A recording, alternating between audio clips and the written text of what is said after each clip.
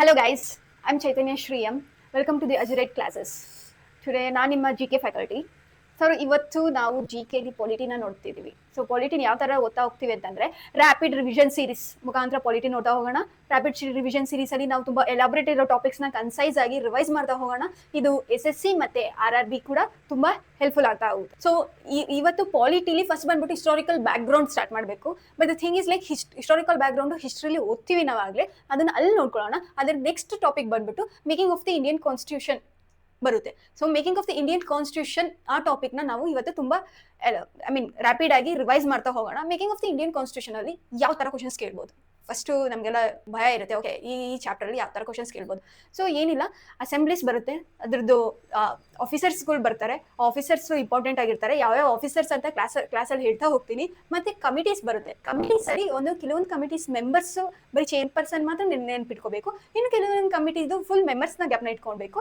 ಅದನ್ನು ನೋಡ್ತಾ ಹೋಗೋಣ. ಬಟ್ ಥಿಂಗ್ ಈಸ್, ಇಲ್ಲಿ ನಾನು ಯಾವ ಥರ ಹೇಳ್ತಿರ್ತೀನಿ, ನೀವು ಅದನ್ನು ವಿಜುವಲೈಸ್ ಮಾಡ್ತಾ ಹೋಗಿ. ಟೈಮ್ ಲೈನ್ ಪ್ರಕಾರ ಹೋಗೋಣ. ಟೈಮ್ ಲೈನ್ ಪ್ರಕಾರ ಹೋದರೆ ತುಂಬ ಈಸಿಯಾಗಿ ಈ ಟಾಪಿಕ್ನ ನಾವು ಕವರ್ ಮಾಡ್ಬಿಡ್ಬೋದು. ಬಹೆಟ್ ಮಾಡೋ ನೆಸೆಸಿಟಿನೇ ಇರಲ್ಲ, ಯಾಕಂದರೆ ತುಂಬ ಜನದ್ದು ಹೆಸರು ನೆನ್ಪಿಟ್ಕೋಬೇಕಾಗುತ್ತೆ. ಸೊ ಟೈಮ್ ಲೈನ್ ಪ್ರಕಾರ ಹೋದಾಗ ಬಹೆಟ್ ಮಾಡೋ ನೆಸೆಸಿಟಿ ಇರಲ್ಲ. ಆ ನೇಮ್ಸ್ನು ಕೂಡ ಅಷ್ಟೇ, ನೀವು 2-3 ಸತಿ ನೋಡಿದ ತಕ್ಷಣನೇ ಜ್ಞಾಪನ ಆಗುತ್ತೆ. ಸೊ ರಿವಿಷನ್, ಎಲ್ಲದಕ್ಕೂ revision is a key point. ಒಂದು 2-3 ಟೈಮ್ಸ್ ನೀವು ಆ ನೇಮ್ಸ್ನ ನೋಡ್ತಾ ಹೋದಾಗ ಅದು ನಿಮಗೆ ಆಟೋಮೆಟಿಕ್ ಆಗಿ ಜ್ಞಾಪನ ಆಗಿಬಿಡುತ್ತೆ. So don't very, let's start the topic. So first making of the constitution assembly. Okay, first constitution ಅಂದರೆ ಏನು, ನಮಗೆ ಯಾಕೆ ಬೇಕಿತ್ತು ಈ ಕಾನ್ಸ್ಟಿಟ್ಯೂಷನ್ ಅನ್ನೋದು. ಸೊ ನೆಸೆಸರಿ ಇತ್ತ constitution. So constitution is the important thing. Constitution 2 ಥರ ಬರುತ್ತೆ. ಯಾವುದೇ ಒಂದು ಕಂಟ್ರಿನ ನಾವು ಡಿಫೈನ್ ಮಾಡಬೇಕು ಅಂತ ಅಂದರೆ, ಯಾವುದೇ ಒಂದು ಕಂಟ್ರಿನ ನಾವು ಡಿಫೈನ್ ಮಾಡ್ತೀವಿ ಅಂತ ಅಂದರೆ 2 ಥಿಂಗ್ಸ್. ಅವ್ರದ್ದೊಂದು ಕಾನ್ಸ್ಟಿಟ್ಯೂಷನ್ ನೋಡಿದ ತಕ್ಷಣ ಆ ಕಂಟ್ರಿದ ಔಟ್ಲೈನ್ ನಾವು ಕೊಡ್ತೀವಿ. ಸೊ ಯಾಕೆ ಅಂತಂದರೆ ಅಲ್ಲಿ relationship between the government and the ಸಿಟಿಸನ್ಸ್ದು ರಿಲೇಷನ್ಶಿಪ್ ಡಿಫೈನ್ ಮಾಡಿರ್ತಾರೆ. ಸೊ ಅದು ಡಾಕ್ಯುಮೆಂಟ್ ಫಾರ್ಮಲ್ಲಿ ಇರುತ್ತೆ. ಕಾನ್ಸ್ಟಿಟ್ಯೂಷನು ರಿಟರ್ನ್ ಫಾರ್ಮಲ್ಲೂ ಇರುತ್ತೆ, ಅನ್ರಿಟರ್ನ್ ಫಾರ್ಮಲ್ಲೂ ಇರುತ್ತೆ. ರಿಟರ್ನ್ ಫಾರ್ಮ್ ಅಂದರೆ ಏನು? ಸೊ ಎಲ್ಲ ರೂಲ್ಸ್ ಆ್ಯಂಡ್ ರೆಗ್ಯುಲೇಷನ್ನ ಒಂದು ಕಡೆ ಬರೆದು ನಾವು ಡಾಕ್ಯುಮೆಂಟ್ ಫಾರ್ಮಲ್ಲಿ ಇಟ್ಟಿರ್ತೀವಿ. ಚೇಂಜಸ್ ಮಾಡ್ಬೋದು ಆ ಡಾಕ್ಯುಮೆಂಟ್ಗೆ, ಇಲ್ಲ ಅಷ್ಟು ಫ್ಲೆಕ್ಸಿಬಿಲಿಟಿ ಇರಲ್ಲ, ರಿಜಿಡ್ ಫಾರ್ಮಲ್ಲಿ ಇರುತ್ತೆ. ಮತ್ತು ಅನ್ರಿಟರ್ನ್ ಕಾನ್ಸ್ಟಿಟ್ಯೂಷನಲ್ಲಿ ಏನಾಗುತ್ತೆ ಅಂತಂದರೆ, ಪಾರ್ಲಿಮೆಂಟಲ್ಲಿ ಎಲ್ಲ ಲಾ ಪಾಸ್ ಆಗೋದನ್ನು ಕೂಡ ಅವರು ಕಾನ್ಸ್ಟಿಟ್ಯೂಷನ್ ಒಳಗಡೆ ಹಾಕ್ತಾ ಹೋಗ್ತಾರೆ. ಬಟ್ ದ ಥಿಂಗ್, ಇಲ್ಲಿ ನಮ್ಮ ಇಂಡಿಯಾದಲ್ಲಿ ಆರ್ಡಿನರಿ ಲಾಸು ಕಾನ್ಸ್ಟಿಟ್ಯೂಷನ್ ಒಳಗಡೆ ಇಲ್ಲ. That means like ordinary law, it's a legal law. But ಕಾನ್ಸ್ಟಿಟ್ಯೂಷನಲ್ಲಿ ಇರೋದನ್ನ ನಾವು ಚೇಂಜ್ ಮಾಡಬೇಕು ಅಂತಂದರೆ ಆರ್ಟಿಕಲ್ 368ನ ನಾವು ಯೂಸ್ ಮಾಡಬೇಕಾಗುತ್ತೆ. ಸೊ ಇದೆಲ್ಲ ನಾವು ಮುಂದೆ ಚಾಪ್ಟರಲ್ಲಿ ನೋಡ್ತಾ ಹೋಗೋಣ. ರ್ಯಾಪಿಡ್ ರಿವಿಷನ್ ಆಗಿರೋದ್ರಿಂದ ಕ್ವಿಕ್ ಆಗಿ ನಿಮಗೆ ಓವರ್ವ್ಯೂ ಕೊಟ್ಟೆ. ಸೊ ಈಗ making of the constitution important ಥೀಮಿಗೆ ಬರೋಣ. ಮೇಕಿಂಗ್ ಆಫ್ ದಿ ಕಾನ್ಸ್ಟಿಟ್ಯೂಷನ್ ಬೇಕು, ಕಮಿಷನ್ ಬರುತ್ತೆ. ಸೊ ಆಗ ಇಂಡಿಯನ್ಸ್ ಎಲ್ಲಾನು ಬ್ರಿಟಿಷ್ ತರ್ತಿದ್ದಂತೆ ಎಲ್ಲ ಲಾಸ್ನು ನಾವು ರಿಜೆಕ್ಟ್ ಮಾಡ್ತಾ ಹೋಗ್ತೀವಿ. ಸೊ ಸಾಮೇನ್ ಕಮಿಷನಲ್ಲಿ ಒಬ್ಬ ಬ್ರಿಟಿಷ್ ಆಫೀಸರ್ ಬರ್ತಾರೆ. ಅವರು ಮೋತಿಲಾಲ್ ನೆಹರು ಹತ್ರ ಚಾಲೆಂಜ್ ಮಾಡ್ತಾರೆ, ನೀವೆಲ್ಲ ಲಾನ್ ಕೂಡ ರಿಜೆಕ್ಟ್ ಮಾಡ್ತಿದ್ರಲ್ಲ, ನೀವು ಯಾಕೆ ನಿಂದೆ own set of rules and ರೆಗ್ಯುಲೇಷನ್ನ ಡ್ರಾಫ್ಟ್ ಮಾಡಿ ಯಾಕೆ ತೋರಿಸಲ್ಲ ನೀವು ಅಂತ ಚಾಲೆಂಜ್ ಮಾಡ್ತಾರೆ. ಆ ಚಾಲೆಂಜ್ನ ತುಂಬ ಸೀರಿಯಸ್ ಆಗಿ ತೊಗೊಂಡಂಥ Motilal Nehru 1928 the first early draft ಮಾಡ್ತಾರೆ. 1928 ಇದನ್ನ first early draft of the constitution ಅಂತಾನೆ ಹೇಳ್ತೀವಿ. ಇದನ್ನ ನೆಹರು ರಿಪೋರ್ಟ್ ಅಂತಾನು ಕೂಡ ಕರಿತೀವಿ. ನೆಹರು ರಿಪೋರ್ಟ್ ಅಂತಾನು ಕೂಡ ಕರಿತೀವಿ. ಸೊ 1928 ಆಯಿತು. ಅದಾದಮೇಲೆ ತುಂಬ ಗ್ಯಾಪ್ ಬರುತ್ತೆ. 1928 ಆದಮೇಲೆ 1934 ಕಮ್ಯುನಿಸ್ಟ್ ಪಾರ್ಟಿದ ಲೀಡರ್ ಯಾರು? MN Roy. Communist party leader MN Roy ಅವರು ಡಿಮ್ಯಾಂಡ್ ಮಾಡ್ತಾರೆ, ನಮ್ಮ ಕಾನ್ಸ್ಟಿಟ್ಯೂಷನ್ ನಮಗೆ ಅಸೆಂಬ್ಲಿ ಮಾಡಿಕೊಡಿ, ನಾವು ಕಾನ್ಸ್ಟಿಟ್ಯೂಷನ್ ಫ್ರೇಮ್ ಮಾಡಬೇಕು ಅಂತ. ಕಾನ್ಸ್ಟಿಟ್ಯೂಷನ್ ಅಸೆಂಬ್ಲಿನ ಫಸ್ಟ್ ಡಿಮ್ಯಾಂಡ್ ಮಾಡಿದ್ದು ಯಾರು ಅಂತಂದರೆ ಫಸ್ಟ್ ಡಿಮ್ಯಾಂಡ್ ಯಾರು ಮಾಡಿದ್ರು ಅಂತಂದರೆ MN ರಾಯ್ ಫಸ್ಟ್ ಪ್ರಪೋಸ್ ಮಾಡಿದ್ರು ಕಾನ್ಸ್ಟಿಟ್ಯೂಷನ್ ಅಸೆಂಬ್ಲಿ ಬೇಕು ಅಂತ. ಮತ್ತೆ 1935 ಕಾಂಗ್ರೆಸ್ ಅಫಿಷಿಯಲ್ ಆಗಿ ಏನು ಮಾಡಿದ್ರು, ಡಿಮ್ಯಾಂಡ್ ಮಾಡಿದ್ರು. ಜವಾಹರ್ಲಾಲ್ ನೆಹರು ಕೂಡ ಅವರು ಲಕ್ನೋ ಸೆಷನ್ನಲ್ಲಿ ಡಿಮ್ಯಾಂಡ್ ಮಾಡ್ತಾರೆ. ಸೊ 1934 ಎಷ್ಟೊಂದು ಡಿಮ್ಯಾಂಡ್ಸ್ ಬಂತು. ಬಟ್ ಬ್ರಿಟಿಷ್ ಅವ್ರ ಕಡೆಯಿಂದ ನಾವು ಏನೂ ರೆಸ್ಪಾನ್ಸ್ ಬಂದಿರಲಿಲ್ಲ. ಬಟ್ 1940 ಬ್ರಿಟಿಷ್ ಅವ್ರು ಯಾಕೆ ರೆಸ್ಪಾನ್ಸ್ ಮಾಡಿದ್ರು? ಸೊ ವರ್ಲ್ಡ್ ವಾರ್ ಟೂ ನಡೀತಿರುತ್ತೆ. ಅದರಲ್ಲಿ ಇಂಡಿಯನ್ಸ್ ಪಾರ್ಟಿಸಿಪೇಷನ್ ಅವರಿಗೆ ಇಂಪಾರ್ಟೆಂಟ್ ಆಗಿರುತ್ತೆ. ಇಂಡಿಯನ್ ಪಾರ್ಟಿಸಿಪೇಷನ್ ಬೇಕು ಅವರಿಗೆ ಅನ್ನೋದು ಒಂದೇ ಒಂದು ರೀಸನ್ಗೋಸ್ಕರ 1940 ನಾವು ಡಿಮ್ಯಾಂಡ್ ಮಾಡ್ತಿರೋದ್ರಿಂದ ಅವ್ರು ಒಂದು ಆಫರ್ ಕೊಡ್ತಾರೆ. ಆ ಆಫರ್ ಹೆಸರನ್ನೇ ಆಗಸ್ಟ್ ಆಫರ್. ಇದು ಇಂಪಾರ್ಟೆಂಟ್ ಇರುತ್ತೆ. ಆಗಸ್ಟ್ ಆಫರ್ ಯಾರು ಮಾಡಿರೋದು? ಲಾರ್ಡ್ ಲಿನ್ಲಿತ್ಗೋ ಆಗಸ್ಟ್ ಆಫರ್, ಆಯ್ತಾ? 1940 ಸೊ ಈ 1940 ಆಫರ್ ಕೊಟ್ಟರು, ಬಟ್ ಈ ಆಫರ್ ನಾವು ಯಾಕೆ ಎಕ್ಸೆಪ್ಟ್ ಮಾಡಲಿಲ್ಲ ಅಂತಂದ್ರೆ ಈ ಆಫರ್ ಡಾಮಿನಿಯನ್ ಸ್ಟೇಟಸ್ ಮೇಲೆ ಇರುತ್ತೆ. ಸೊ ಡಾಮಿನಿಯನ್ ಸ್ಟೇಟಸ್ ಅಂತಂದ್ರೆ ಏನಂದ್ರೆ ರೂಲ್ಸ್ ನಾನೇ ಮಾಡ್ತೀನಿ, ರೆಗ್ಯುಲೇಷನ್ ನಾನೇ ಮಾಡ್ತೀನಿ, ಇಲ್ಲಿ ಆಡಳಿತನೂ ನಾವೇ ಮಾಡ್ಕೋತೀವಿ. ಬಟ್ ಥಿಂಗ್ ಯಾರ ಅಂಡರಲ್ಲಿ ನಾವು ಇರ್ತೀವಿ ಅಂತಂದ್ರೆ ಬ್ರಿಟನ್ ಅಂಡರಲ್ಲಿ ಇರ್ತೀವಿ. ಸೊ ನಮಗೆ ಆ ಆಫರ್ ಬೇಕಾಗಿರಲ್ಲ, ನಮಗೆ ಪೂರ್ಣ ಸ್ವರಾಜ್ ಬೇಕಾಗಿರುತ್ತೆ. ಸೊ ಅದಕ್ಕೆ 1940 ಬಂದಿರುವಂಥ ಆಗಸ್ಟ್ ಆಫರ್ನ ಕೂಡ ನಾವು ರಿಜೆಕ್ಟ್ ಮಾಡ್ತೀವಿ. ಇಲ್ಲಿ ನಾವು ರಿಜೆಕ್ಟ್ ಮಾಡ್ತೀವಿ, ಮತ್ತೆ ಮುಸ್ಲಿಮ್ಸ್ ಕಮ್ಯುನಿಟಿ ಅವರು, ಮುಸ್ಲಿಮ್ಸ್ ಲೀಗ್ ಅವರು ಕೂಡ ರಿಜೆಕ್ಟ್ ಮಾಡ್ತಾರೆ. ಅದಾದ್ಮೇಲೆ ಇನ್ನ 2 ಆಫರ್ಸ್ ಬರುತ್ತೆ. ಒಂದು ಶಿಮ್ಲಾ ಕಾನ್ಫರೆನ್ಸ್ ಬರುತ್ತೆ, ಇನ್ನೊಂದು ಕ್ರಿಪ್ಸ್ ಮಿಷನ್ ಬರುತ್ತೆ. ಇದೆರಡೂ ಕೂಡ ರಿಜೆಕ್ಟ್ ಆಗುತ್ತೆ. ಸೊ ಅದಾದ್ಮೇಲೆ ಫೈನಲಿ ಓಕೆ ಅಸೆಂಬ್ಲಿ ಫಾರ್ಮೇಷನ್ ಆಗಬೇಕು ಮಾಡ್ತೀವಿ ಅನ್ನೋದು ಯಾವುದು ಅಂತಂದ್ರೆ ಕ್ಯಾಬಿನೆಟ್ ಮಿಷನ್ ಪ್ಲಾನು ಇದೊಂದೇ ಅಕ್ಸೆಪ್ಟ್ ಆಗೋದು. ಇದು ಯಾಕೆ ಎಕ್ಸೆಪ್ಟ್ ಆಯಿತು? ಇದು ಡೊಮಿನಿಯನ್ ಸ್ಟೇಟಸ್ನ ತೆಗೆದಾಕ್ತಾರೆ, ಪ್ರಾವಿಷನ್ಸ್ ಮೇಲೆ ಗ್ರೂಪಿಂಗ್ ಮಾಡ್ತೀವಿ ಅಂತ ಹೇಳ್ತಾರೆ. ಸೊ ಅದಕ್ಕೋಸ್ಕರ ನಾವು ಕ್ಯಾಬಿನೆಟ್ ಮಿಷನ್ ಪ್ಲಾನ್ನ ನಾವು ಎಕ್ಸೆಪ್ಟ್ ಮಾಡ್ತೀವಿ, ಮುಸ್ಲಿಮ್ಸ್ ಲೀಗರು ಎಕ್ಸೆಪ್ಟ್ ಮಾಡ್ತಾರೆ. ಮುಸ್ಲಿಮ್ಸ್ ಲೀಗ್ ಅವರು ಗ್ರೂಪಿಂಗ್ ಆಫ್ ಪ್ರಾವಿಷನ್ಸ್ ಆಗುತ್ತೆ ಅಂತಂದ್ರೆ ಅವ್ರಿಗೆ ಒಂದು ಸಪ್ರೇಟ್ ಸ್ಟೇಟ್ ಸಿಗುತ್ತೆ ಅನ್ನೋದು ಒಂದೇ ಕಾರಣಕ್ಕೋಸ್ಕರ ಮುಸ್ಲಿಮ್ಸ್ ಲೀಗಿನ ಹೆಡ್ ಜಿನಾ ಅವರು ಅಕ್ಸೆಪ್ಟ್ ಮಾಡ್ತಾರೆ. ಸೊ ಆಲ್ ಟುಗೆದರ್ ನಾವು ಬರ್ತೀವಿ, ಮುಸ್ಲಿಮ್ಸ್ ಲೀಗ್ ಅವರು ಬರ್ತಾರೆ, ಈ ಕ್ಯಾಬಿನೆಟ್ ಮಿಷನ್ ಪ್ಲಾನ್ ಅಕ್ಸೆಪ್ಟ್ ಮಾಡ್ತೀವಿ. ಈ ಕ್ಯಾಬಿನೆಟ್ ಮಿಷನ್ ಪ್ಲಾನ್ ಅಲ್ಲಿ ಬ್ರಿಟನ್ ಆಫೀಸರ್ಸ್ ನೇಮ್ ಇಂಪಾರ್ಟೆಂಟ್ ಆಗುತ್ತೆ. ಆ ಬ್ರಿಟನ್ ಆಫೀಸರ್ಸ್ 3 ಜನ ಬ್ರಿಟನ್ ಆಫೀಸರ್ಸ್ ಇರ್ತಾರೆ. ಅದರಲ್ಲಿ ಪೆಥಿಕ್ ಲಾರೆನ್ಸ್ ಅನ್ನೋನು ಚೇರ್ಮನ್ ಆಗಿರ್ತಾನೆ, AV ಅಲೆಕ್ಸಾಂಡರ್, ಸ್ಟ್ಯಾನ್ಫೋರ್ಡ್ ಕ್ರಿಪ್ಸ್, ಇವ್ರು 3 ಜನ ಬ್ರಿಟನ್ ಆಫೀಸರ್ಸ್ ಬರ್ತಾರೆ.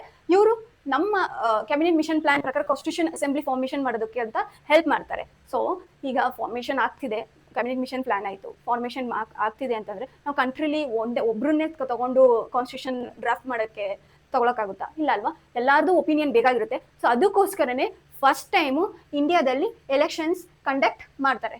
ಫಸ್ಟ್ ಟೈಮ್ ಇಂಡಿಯಾದಲ್ಲಿ ಎಲೆಕ್ಷನ್ ಕಂಡಕ್ಟ್ ಮಾಡ್ತಾರೆ. ಜುಲೈಯಿಂದ ಆಗಸ್ಟ್ 1947 ಎಲೆಕ್ಷನ್ಸ್ನ ಕಂಡಕ್ಟ್ ಮಾಡ್ತಾರೆ. ಎಷ್ಟು ಸೊ ಸೀಟ್ಸ್ ಬೇಕು, ಎಲೆಕ್ಷನ್ಸ್ ಕಂಡಕ್ಟ್ ಮಾಡ್ತೀವಿ ಅಂತಂದ್ರೆ ಸೀಟ್ಸ್ ಬೇಕು. ಸೊ ಅದಕ್ಕೆ ಗ್ರೂಪಿಂಗ್ ಆಫ್ ಪ್ರಾವಿಷನ್ಸ್ ಮೇಲೆ ಸೀಟ್ಸ್ ತಗೋತಾರೆ. 296 ಪ್ರಾವಿಷನ್ಸ್ ಮೇಲೆ ಎಲೆಕ್ಟೆಡ್ ಮಾಡ್ತಾರೆ. 93 ನಾಮಿನೇಟೆಡ್ ಅಂತಂದ್ರೆ ಪ್ರಿನ್ಸ್ಲಿ ಸ್ಟೇಟಸ್, 93 ನಾಮಿನೇಟೆಡ್ ಅಂತಂದ್ರೆ ಪ್ರಿನ್ಸ್ಲಿ ಸ್ಟೇಟಸ್, ಇದ್ರ ಮೇಲಿಂದ ಸೆಲೆಕ್ಟ್ ಮಾಡ್ತಾರೆ.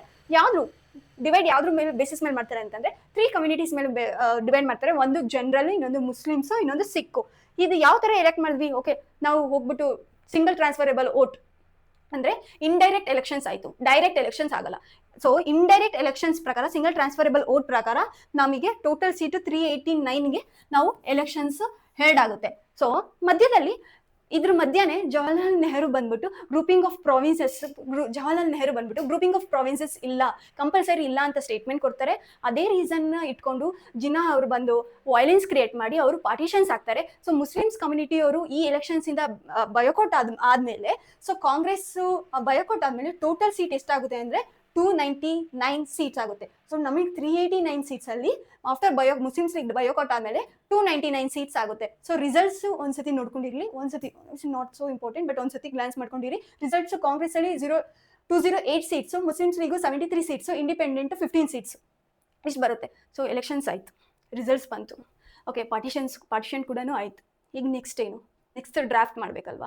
ಕಾನ್ಸ್ಟಿಟ್ಯೂಷನ್ ಅಸೆಂಬ್ಲಿ ಡ್ರಾಫ್ಟ್ ಮಾಡಬೇಕು ಅಂತಂದರೆ ಫಸ್ಟ್ ಕಾನ್ಸ್ಟಿಟ್ಯೂಷನ್ ಅಸೆಂಬ್ಲಿದು ಹೆಡ್ ಯಾರು ಅಂತ ನಾವು ಸೆಲೆಕ್ಟ್ ಮಾಡ್ಕೋಬೇಕು. ಸ್ಟಾರ್ಟಿಂಗ್ ಫಸ್ಟು ಕಾನ್ಸ್ಟಿಟ್ಯೂಷನ್ ಅಸೆಂಬ್ಲಿದು ಹೆಡ್ ಮತ್ತೆ ಯಾವಾಗ ಸ್ಟಾರ್ಟ್ ಆಯಿತು? ಕಾನ್ಸ್ಟಿಟ್ಯೂಷನ್ ಅಸೆಂಬ್ಲಿ ಫಸ್ಟ್ ಮೀಟಿಂಗ್ ಆಗುತ್ತೆ. ಸೊ ಇವನ್ನೆಲ್ಲ ಡಿಸ್ಕಸ್ ಮಾಡಬೇಕು ಅಂದರೆ ಫಸ್ಟ್ ಮೀಟಿಂಗ್ ಆಗುತ್ತೆ. ಇದು ಇಂಪಾರ್ಟೆಂಟ್ ಇರುತ್ತೆ. ಫಸ್ಟ್ ಮೀಟಿಂಗ್ ಯಾವಾಗ ಆಗುತ್ತೆ ಅಂತ ಕೇಳೋ ಚಾನ್ಸಸ್ ಇರುತ್ತೆ. ಫಸ್ಟ್ ಮೀಟಿಂಗು 9th ಡಿಸೆಂಬರ್ 1946 ಆಗುತ್ತೆ ಫಸ್ಟ್ ಮೀಟಿಂಗು. ಇದರಲ್ಲಿ ಆಫೀಸರ್ ಬಂದ್ಬಿಟ್ಟು ಟೆಂಪರವರಿ ಪ್ರೆಸಿಡೆಂಟ್ ಆಗಿ ಯಾರು ಇರ್ತಾರೆ ಅಂತಂದ್ರೆ ಸಚ್ಚಿದಾನಂದ ಸಿನ್ಹಾ ಅವರು ಟೆಂಪರವರಿ ಪ್ರೆಸಿಡೆಂಟ್ ಆಗಿ ಇರ್ತಾರೆ. ಸಚ್ಚಿದಾನಂದ ಸಿನ್ಹಾ ಅವರು ಫಸ್ಟ್ ಮೀಟಿಂಗ್ ಅಲ್ಲಿ 211 ಮೆಂಬರ್ಸ್ ಪ್ರೆಸೆಂಟ್ ಇರ್ತಾರೆ. ಫಸ್ಟ್ ಟೆಂಪರರಿ ಪ್ರೆಸಿಡೆಂಟ್ ಸಚ್ಚಿದಾನಂದ ಸಿನ್ಹಾ ಅವರು ಆಗಿರ್ತಾರೆ. ಇದು ಇಂಪಾರ್ಟೆಂಟ್ ಇರುತ್ತೆ. ಸೊ ಫಸ್ಟ್ ಟೆಂಪರವರಿ ಆಗಿರ್ತಾರೆ. ಅದಾದ್ಮೇಲೆ ಸೆಕೆಂಡ್ ಮೀಟಿಂಗ್ ಯಾವಾಗ ಆಗುತ್ತೆ ಅಂತಂದ್ರೆ 11th ಡಿಸೆಂಬರ್ಗೆ ಸೆಕೆಂಡ್ ಮೀಟಿಂಗ್ ಆಗುತ್ತೆ 1946 ಅಲ್ಲಿ. ಸೊ ಆಗ 11th ಡಿಸೆಂಬರ್ 1946 ಅಲ್ಲಿ ಸೆಕೆಂಡ್ ಮೀಟಿಂಗ್ ಆಗುತ್ತೆ. ಈ ಸೆಕೆಂಡ್ ಮೀಟಿಂಗ್ ಅಲ್ಲಿ ಪ್ರೆಸಿಡೆಂಟ್ ಆಗಿ ಯಾರು ಎಲೆಕ್ಟ್ ಆಗ್ತಾರೆ ಅಂತಂದ್ರೆ ರಾಜೇಂದ್ರ ಪ್ರಸಾದ್ ಅವರು ಪ್ರೆಸಿಡೆಂಟ್ ಆಗಿ ಎಲೆಕ್ಟ್ ಆಗ್ತಾರೆ. ಫಸ್ಟ್ ಟೆಂಪರರಿ ಪ್ರೆಸಿಡೆಂಟ್ ಯಾರು? ಸಚ್ಚಿದಾನಂದ ಸಿನ್ಹಾ. ಸೆಕೆಂಡ್ ಮೀಟಿಂಗ್ ಆದಾದ್ಮೇಲೆ ಪ್ರೆಸಿಡೆಂಟ್ ಆಗಿ ಯಾರು ಎಲೆಕ್ಟ್ ಆಗ್ತಾರೆ ಅಂತಂದ್ರೆ ರಾಜೇಂದ್ರ ಪ್ರಸಾದ್. ಸೆಕೆಂಡ್ ಮೀಟಿಂಗ್ ಅಲ್ಲಿ ರಾಜೇಂದ್ರ ಪ್ರಸಾದ್ ಪ್ರೆಸಿಡೆಂಟ್ ಆಗಿ ಎಲೆಕ್ಟ್ ಆಗ್ತಾರೆ. ಸೊ ಎಲೆಕ್ಟ್ ಎಲ್ಲ ಆಯ್ತು. ಸೊ ನಾವು ಒಂದು ಪ್ರೆಸಿಡೆಂಟ್ನ ಎಲೆಕ್ಟ್ ಮಾಡಿದ್ವಿ. ಮತ್ತೆ ಕೆಲವೊಂದು ಇಂಪಾರ್ಟೆಂಟ್ ಆಫೀಸರ್ಸ್ ನೇಮ್ಸ್ ಇದೆ, ಅದು ನೆಕ್ಸ್ಟ್ ಸ್ಲೈಡಲ್ಲಿ ನೋಡೋಣ. ಸೊ ನಾವೀಗ ಒಂದು ರಾಜೇಂದ್ರ ಪ್ರಸಾದ್ ಆಯಿತು. ಸೊ ನೆಕ್ಸ್ಟು ಕಾನ್ಸ್ಟಿಟ್ಯೂಷನ್ದು, ನಮ್ಮ ಕಾನ್ಸ್ಟಿಟ್ಯೂಷನ್ ಯಾವ ಥರ ಬೇಕು ಅಂತಂದರೆ ಔಟ್ಲೈನ್ ಬೇಕು. ಫಸ್ಟ್ ಔಟ್ಲೈನ್ ನಮಗೆ ಬೇಕಾಗಿರುತ್ತೆ. ಸೊ ನಮ್ಮ ಔಟ್ಲೈನ್ನ ಕೊಡೋವಂಥದ್ದು ಯಾವುದು, ಕಾನ್ಸ್ಟಿಟ್ಯೂಷನ್ ಯಾವ ಥರ ಇದೆ ಅಂತ ನಮ್ಗೆ ಔಟ್ಲೈನ್ ಯಾವ್ದು ಕೊಡ್ತಿದೆ ಅಂತಂದರೆ ಆಬ್ಜೆಕ್ಟಿವ್ ರೆಸೊಲ್ಯೂಷನ್ ಇಂಟ್ರೊಡ್ಯೂಸ್ ಮಾಡ್ತಾರೆ. ಯಾರು? ಜವಾಹರ್ಲಾಲ್ ನೆಹರು ಡಿಸೆಂಬರ್. ಓಕೆ, ನಮ್ಮ ಕಾನ್ಸ್ಟಿಟ್ಯೂಷನ್ ಹೇಗಿರಬೇಕು, ನಮ್ಮ ಕಂಟ್ರಿ ಯಾವ ಥರ ಇರಬೇಕು, ಇದನ್ನೆಲ್ಲ ಯಾವ್ದು ಕೊಡ್ತಿದೆ ಅಂತಂದರೆ ಆಬ್ಜೆಕ್ಟಿವ್ ರೆಸೊಲ್ಯೂಷನ್ ಕೊಡ್ತಿದೆ. ಇದು ಇಂಪಾರ್ಟೆಂಟ್ ಇರುತ್ತೆ, ಇದು ಇಂಪಾರ್ಟೆಂಟು. 13 ಡಿಸೆಂಬರ್ ಸೆಕೆಂಡ್ ಮೀಟಿಂಗ್ ಆದಾದ್ಮೇಲೆ ನೆಕ್ಸ್ಟ್ ಬಂದ್ಬಿಟ್ಟು 13 ಡಿಸೆಂಬರ್ 1946 ಅಲ್ಲೇ ಆಬ್ಜೆಕ್ಟಿವ್ ರೆಸೊಲ್ಯೂಷನ್ ಇಂಟ್ರೊಡ್ಯೂಸ್ ಮಾಡ್ತೀವಿ. ಇಂಟ್ರೊಡ್ಯೂಸ್ ಯಾರು ಮಾಡಿದ್ದು? ಜವಾಹರ್ಲಾಲ್ ನೆಹರು ಅವರು ಮಾಡಿದ್ದು. ಜವಾಹರ್ಲಾಲ್ ನೆಹರು ಕೂಡ ಇಂಪಾರ್ಟೆಂಟ್ ಆಗುತ್ತೆ. ಸೊ ಆಬ್ಜೆಕ್ಟಿವ್ ರೆಸೊಲ್ಯೂಷನ್ ಇಂಟ್ರೊಡ್ಯೂಸ್ ಮಾಡಿದ್ವಿ ನಾವು. ಆಬ್ಜೆಕ್ಟಿವ್ ರೆಸೊಲ್ಯೂಷನ್ ಇಂಟ್ರೊಡ್ಯೂಸ್ ಮಾಡಿದ್ವಿ, ಬಟ್ ಅಡಾಪ್ಟ್ ಯಾವಾಗ ಮಾಡ್ಕೊಂಡ್ವಿ? ಇಂಟ್ರೊಡ್ಯೂಸ್ ಏನೋ ಆಯಿತು, ಅದನ್ನು ನಾವು ಅಡಾಪ್ಟ್ ಯಾವಾಗ ಮಾಡ್ಕೊಂಡ್ವಿ ಅಂತಂದರೆ 22 ಜಾನ್ವರಿ 1947 ಅಲ್ಲಿ ನಾವು ಆಬ್ಜೆಕ್ಟಿವ್ ರೆಸೊಲ್ಯೂಷನ್ ಅಡಾಪ್ಟ್ ಮಾಡ್ಕೊಂಡ್ವಿ ಅನಾನಮಸ್ಲಿ. ಲೈಕ್ 22 ಜಾನ್ವರಿ 1947 ಅಲ್ಲಿ ನಾವು ಆಬ್ಜೆಕ್ಟಿವ್ ರೆಸೊಲ್ಯೂಷನ್ನ ಅಡಾಪ್ಟ್ ಮಾಡ್ಕೊಂಡ್ವಿ. ಸೊ ಈಗ ಕಾನ್ಸ್ಟಿಟ್ಯೂಷನ್ ಯಾವ ಥರ ಫ್ರೇಮ್ ಆಗಬೇಕು ಅಂತ ಒಂದು ಔಟ್ಲೈನ್ ಆಯಿತು. ಅದಕ್ಕೋಸ್ಕರ ನಾವು ಆಬ್ಜೆಕ್ಟಿವ್ ರೆಸೊಲ್ಯೂಷನ್ ಇಂಟ್ರೊಡ್ಯೂಸ್ ಮಾಡ್ಕೊಂಡ್ವಿ, ಅದನ್ನು ಅಡಾಪ್ಟ್ ಕೂಡ ಮಾಡ್ಕೊಂಡ್ವಿ. ಈಗ ನಾವು ಕಾನ್ಸ್ಟಿಟ್ಯೂಷನ್ ಫಾರ್ಮ್ ಮಾಡಬೇಕು ಅಂತಂದರೆ ಡಿಫ್ರೆಂಟ್ ಕಮಿಟೀಸ್ ಫಾರ್ಮ್ ಮಾಡಬೇಕಲ್ವಾ. ಲೈಕ್ ನಾವು ಕಾನ್ಸ್ಟಿಟ್ಯೂಷನ್ ಬರೀಬೇಕು ಅಂತಂದರೆ ಮೇಜರ್ ಕಮಿಟಿಲಿ ಫಸ್ಟ್ ಸ್ಟಾರ್ಟಿಂಗ್ ಒಂದು ನೋಡ್ಕೊಳ್ಳೋಣ, ಇಲ್ಲ ಒಂದೊಂದು ಸ್ವಲ್ಪ ಟ್ರಿಕ್ಸ್ ಯೂಸ್ ಮಾಡ್ಕೊಂಡು ಓದ್ಕೊಂಡು ಹೋಗೋಣ. ಜವಾಹರ್ಲಾಲ್ ನೆಹರು ಅಂತಂದರೆ ಸೆಂಟರ್ ಅಂತ ಗ್ಯಾಪ್ನ ಇಟ್ಕೋಬೇಕು. ಸೊ ಸೆಂಟರ್ ಅಂತ ಅಂದಿದ ತಕ್ಷಣ ಯೂನಿಯನ್ ಅಂತ ಬರುತ್ತೆ. So union power, union constitution ಮತ್ತು ಸೆಂಟರಿಂದ ಸ್ಟೇಟ್, ಈ ಥರ ಗ್ಯಾಪ್ನ ಇಟ್ಕೊಳ್ಳಿ. ಸ್ಟೇಟ್ಸು ಮತ್ತು ಸ್ಪೆಷಲ್ ಪ್ರಿಫರೆನ್ಸ್ ಕೊಡ್ತಾರೆ ನಮಗೂ.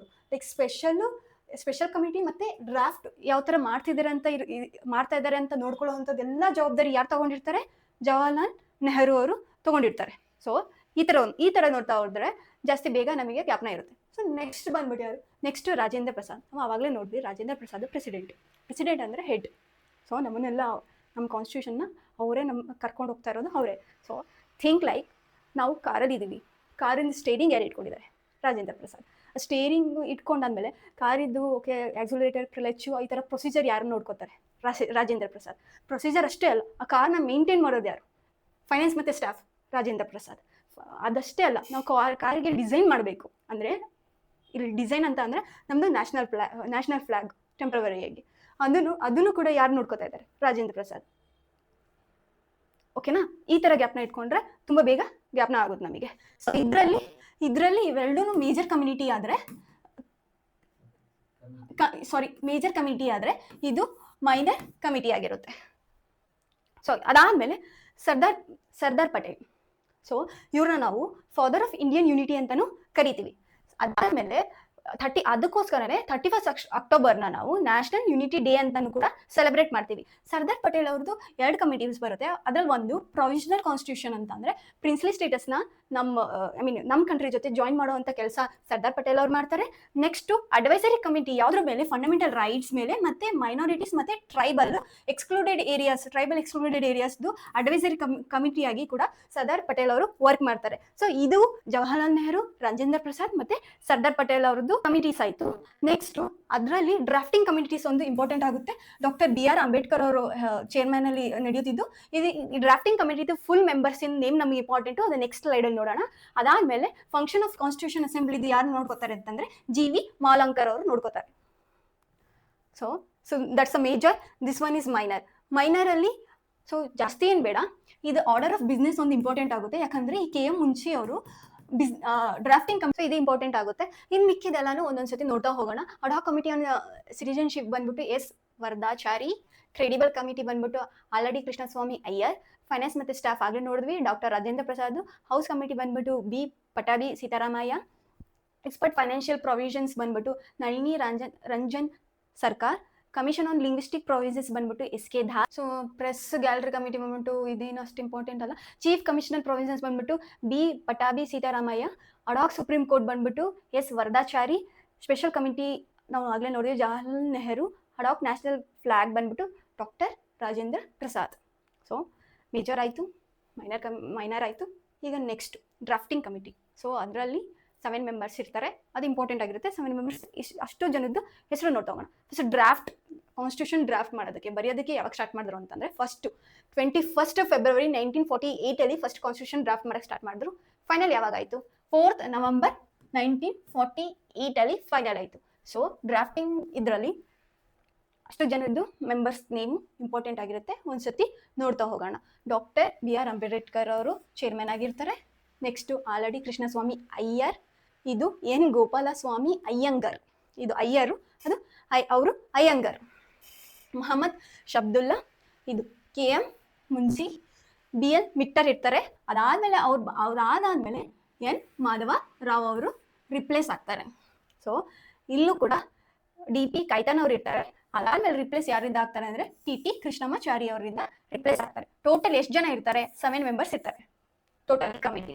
ಸೊ ಆಯ್ತು, ಕಮಿಟೀಸ್ ಆಯ್ತು, ಡ್ರಾಫ್ಟ್ ಮಾಡಿದ್ದು ಆಯ್ತು, ಎಲ್ಲ ಬರ್ದ್ವಿ. ಕಮಿಟೀಸ್ ಆಯಿತು, ಡ್ರಾಫ್ಟ್ ಮಾಡಿದ್ದಾಯಿತು. ಕಾನ್ಸ್ಟಿಟ್ಯೂಷನ್ ಬರ್ದಾದ್ಮೇಲೆ ಓದೋದು ಬೇಕಲ್ವಾ. ಸೊ ರೀಡಿಂಗ್ ಸೆಷನ್ ಸ್ಟಾರ್ಟ್ ಆಗುತ್ತೆ. ಈಗ ಕಾನ್ಸ್ಟಿಟ್ಯೂಷನ್ ರೀಡಿಂಗ್ ಸೆಕ್ಷನ್ ಸ್ಟಾರ್ಟ್ ಆಗುತ್ತೆ. ಫಸ್ಟ್ ರೀಡಿಂಗ್ ಸೆಷನ್ ಯಾವಾಗ ಮಾಡ್ತಾರೆ ಅಂತಂದರೆ 4th ನವೆಂಬರ್ 1948 9th ನವೆಂಬರ್ 1948 ತನಕ ಫಸ್ಟ್ ಆಗುತ್ತೆ.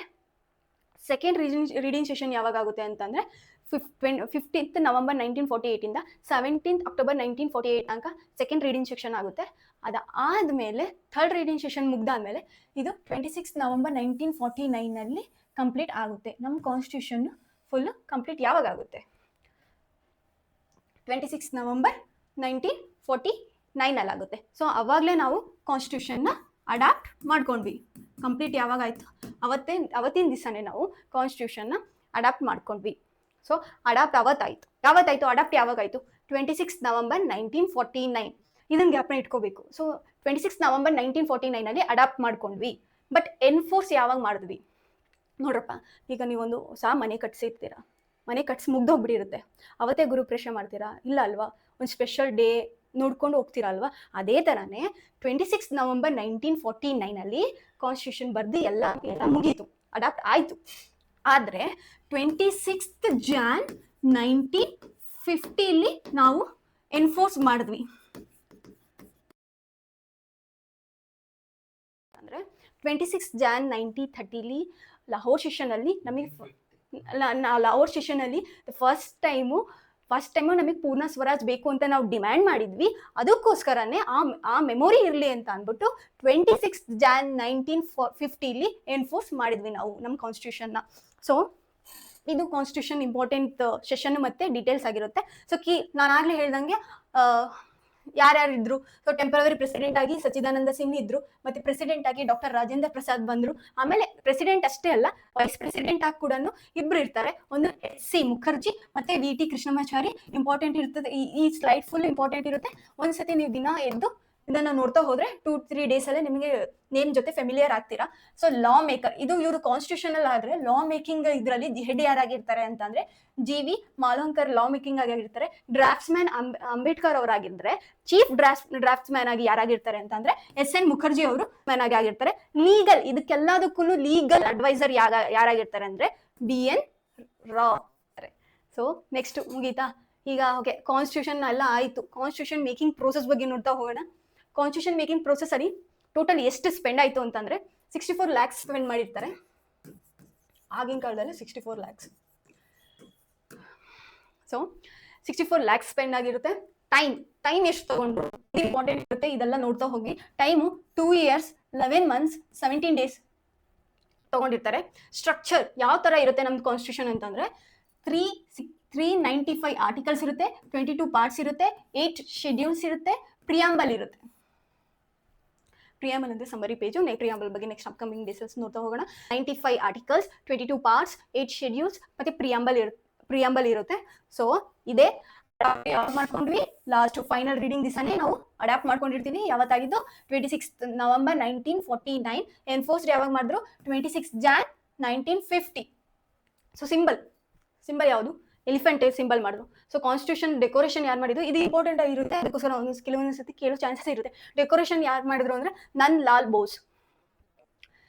ಬೋಸು ಮತ್ತೆ ರಾಮ್ ಮನೋಹರ್ ಸಿನ್ಹಾ ಅವರು ಡೆಕೋರೇಷನ್ ಮಾಡಿರ್ತಾರೆ. ಕ್ಯಾಲಿಗ್ರಫಿ ಬಂದ್ಬಿಟ್ಟು ಯಾರು ಬರ್ದಿದ್ದು?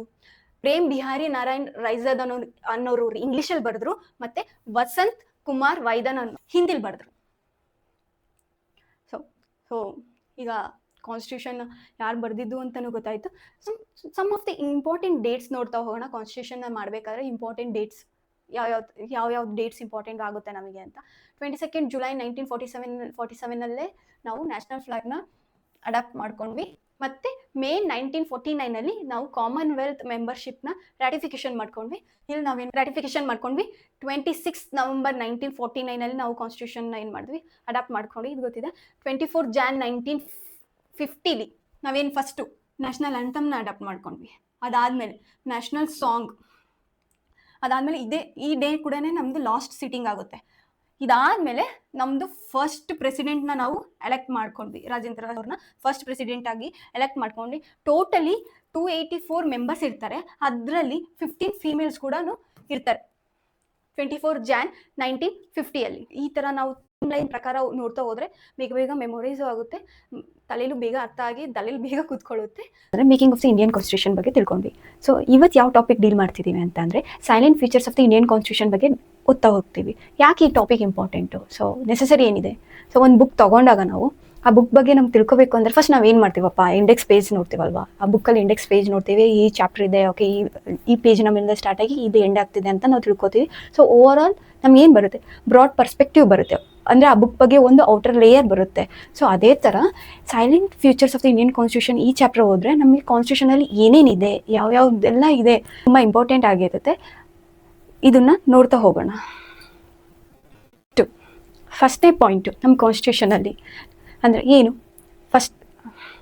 ಫಸ್ಟ್ನೇ ಪಾಯಿಂಟಲ್ಲಿ ಫಸ್ಟ್ ರಿಟನ್ ಕಾನ್ಸ್ಟಿಟ್ಯೂಷನ್ ಇದೆ. ಸೊ ನಾವು ಯಾಕೆ ರಿಟನ್ ಕಾನ್ಸ್ಟಿಟ್ಯೂಷನ್ನೇ ಸೆಲೆಕ್ಟ್ ಮಾಡಿದ್ವಿ, ರಿಟನ್ ಕಾನ್ಸ್ಟಿಟ್ಯೂಷನ್ ಯಾಕೆ ಸೆಲೆಕ್ಟ್ ಮಾಡಿದ್ವಿ ಅಂತ ತಿಳ್ಕೊಬೇಕು ಅಂತಂದರೆ ಅನ್ರಿಟನ್ ಕಾನ್ಸ್ಟಿಟ್ಯೂಷನ್ ಯಾಕೆ ತೊಗೊಂಡಿಲ್ಲ ಅನ್ನೋ ತಿಳ್ಕೊಬೇಕಲ್ವಾ. ಸೊ ಡಿಫ್ರೆನ್ಸ್ ಬಿಟ್ವೀನ್ ರಿಟನ್ ಮತ್ತು ಅನ್ರಿಟನ್ ಕಾನ್ಸ್ಟಿಟ್ಯೂಷನ್ ತಿಳ್ಕೊಳ್ಳೋಣ, ಅದು ತುಂಬ ಈಸಿ ಆಗುತ್ತೆ.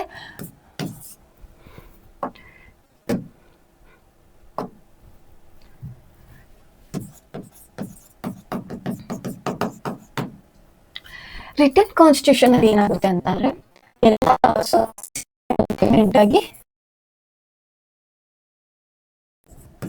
ಎಲ್ಲ ಲಾಸು ಸಿಂಗಲ್ ಡಾಕ್ಯುಮೆಂಟ್ ಅಲ್ಲಿ ಇರುತ್ತೆ. ಬಟ್ ಅನ್ರಿಟನ್ ಅಲ್ಲಿ ಆ ಥರ ಇರುತ್ತಾ? ಇಲ್ಲ, ಇಲ್ಲಿ ನೋ ಸಿಂಗಲ್ ಡಾಕ್ಯುಮೆಂಟ್ ಪ್ರಕಾರ ಇರಲ್ಲ. ಹಾಗಾದ್ರೆ ಏನಾಗುತ್ತೆ ಇಲ್ಲಿ ಅಂತಂದ್ರೆ ಪಾರ್ಲಿಮೆಂಟು ಮಾಡೋ ಎಲ್ಲ ಎನಾಕ್ಟ್ಮೆಂಟ್ ಕೂಡ ಲಾ ಆಗುತ್ತೆ. ಎಲ್ಲಿ ಪಾರ್ಲಿಮೆಂಟ್ ಮಾಡೋ ಎಲ್ಲ ಎನಾಕ್ಟ್ಮೆಂಟ್ ಕೂಡ ಏನಾಗುತ್ತೆ, ಲಾ ಆಗಿ ಕನ್ವರ್ಟ್ ಆಗುತ್ತೆ. ಯಾವುದ್ರಲ್ಲಿ? ಅನ್ರಿಟನ್ ಕಾನ್ಸ್ಟಿಟ್ಯೂಷನ್ ಅಲ್ಲಿ. ರಿಟನ್ ಕಾನ್ಸ್ಟಿಟ್ಯೂಷನ್ ಅಲ್ಲಿ ಏನಾಗುತ್ತೆ ಅಂತಂದ್ರೆ ಇಲ್ಲಿ ಕ್ಲಿಯರ್ ಕಟ್ ಆಗಿ ಕಾನ್ಸ್ಟಿಟ್ಯೂಷನಲ್ ಲಾ ಮತ್ತೆ ಆರ್ಡಿನರಿ ಲಾ, ಇಲ್ಲಿ ಕ್ಲಿಯರ್ ಕಟ್ ಆಗಿ ಡಿಫ್ರೆನ್ಸ್ ಸಿಗುತ್ತೆ ನಮಗೆ. ಕಾನ್ಸ್ಟಿಟ್ಯೂಷನಲ್ ಲಾ ಮತ್ತು ಆರ್ಡಿನರಿ ಲಾ ಏನು ಅಂತ ಅಂದ್ಬಿಟ್ಟು ಕ್ಲಿಯರ್ ಕಟ್ಟಾಗಿ ಡಿಫ್ರೆನ್ಸ್ನ ನೋಡ್ಬೋದು. ಕಾನ್ಸ್ಟಿಟ್ಯೂಷನಲ್ ಲಾ ಅಂತಂದ್ರೆ ಏನು? ಫಸ್ಟು ಕಾನ್ಸ್ಟಿಟ್ಯೂಷನಲ್ ಲಾ ಅಂದ್ರೆ ಏನು? ಸಿ ಫಾರ್ ಎನ್ ಎಕ್ಸಾಂಪಲ್, ಕ್ರಿಕೆಟಲ್ಲಿ ಎಷ್ಟು ಜನ ಪ್ಲೇಯರ್ಸ್ ಇರ್ತಾರೆ, ಕ್ರಿಕೆಟಲ್ಲಿ ಯಾವ್ಯಾವ ಥರ ರೂಲ್ಸ್ ಬರುತ್ತೆ, ರೆಗ್ಯುಲೇಷನ್ಸ್ ಏನು ಅನ್ನೋದೆಲ್ಲ ಯಾವ್ದು ಇರುತ್ತೆ ಅಂತಂದರೆ ಕಾನ್ಸ್ಟಿಟ್ಯೂಷನಲ್ ಲಾ ಅಲ್ಲಿರುತ್ತೆ. ಅದೇ ಈಗ ಕ್ರಿಕೆಟಿದ್ದು ರೂಲ್ಸ್ ರೆಗ್ಯುಲೇಷನ್ ತಿಳ್ಕೊಂಡಿರೋರು ಒಬ್ರು ಯಾರಾದರೂ ಬಂದ್ಬಿಟ್ಟು ಗೈಡ್ ಮಾಡಬೇಕಲ್ವಾ. ಸೊ ಅಲ್ಲಿ ಕೋಚ್ ಬರ್ತಾರೆ. ಸೊ ಕೋಚ್ ಬಂದು ಇಲ್ಲಿ ಓಕೆ ರೂಲ್ಸ್ ಆ್ಯಂಡ್ ರೆಗ್ಯುಲೇಷನ್ನ ಹೇಳ್ತಾರೆ. ಪ್ಲಸ್ ಅವರು ಓಕೆ ಈ ಜರ್ಸಿ ಕಲರೇ ಹಾಕಬೇಕು, ಇಷ್ಟು ಗಂಟೆಗೇ ಪ್ರಾಕ್ಟೀಸ್ ಬರಬೇಕು ಅನ್ನೋದೆಲ್ಲ ಹೇಳ್ತಾರಲ್ವ. ಅದು ಯಾವುದು? ಅದು ordinary law. So jersey colour, practice time ಇವೆಲ್ಲ ಚೇಂಜ್ ಮಾಡ್ಬೋದು. ರೂಲ್ಸ್ ಆ್ಯಂಡ್ ರೆಗ್ಯುಲೇಷನ್ಸು ಮತ್ತು ಎಷ್ಟು ಜನ ಇರ್ತಾರೆ ಇದನ್ನೆಲ್ಲ ಚೇಂಜ್ ಮಾಡ್ಬೋದಾ? ಇದು ಕೂಡ ಮಾಡ್ಬೋದು. ಯಾವಾಗ ಮಾಡ್ಬೋದು?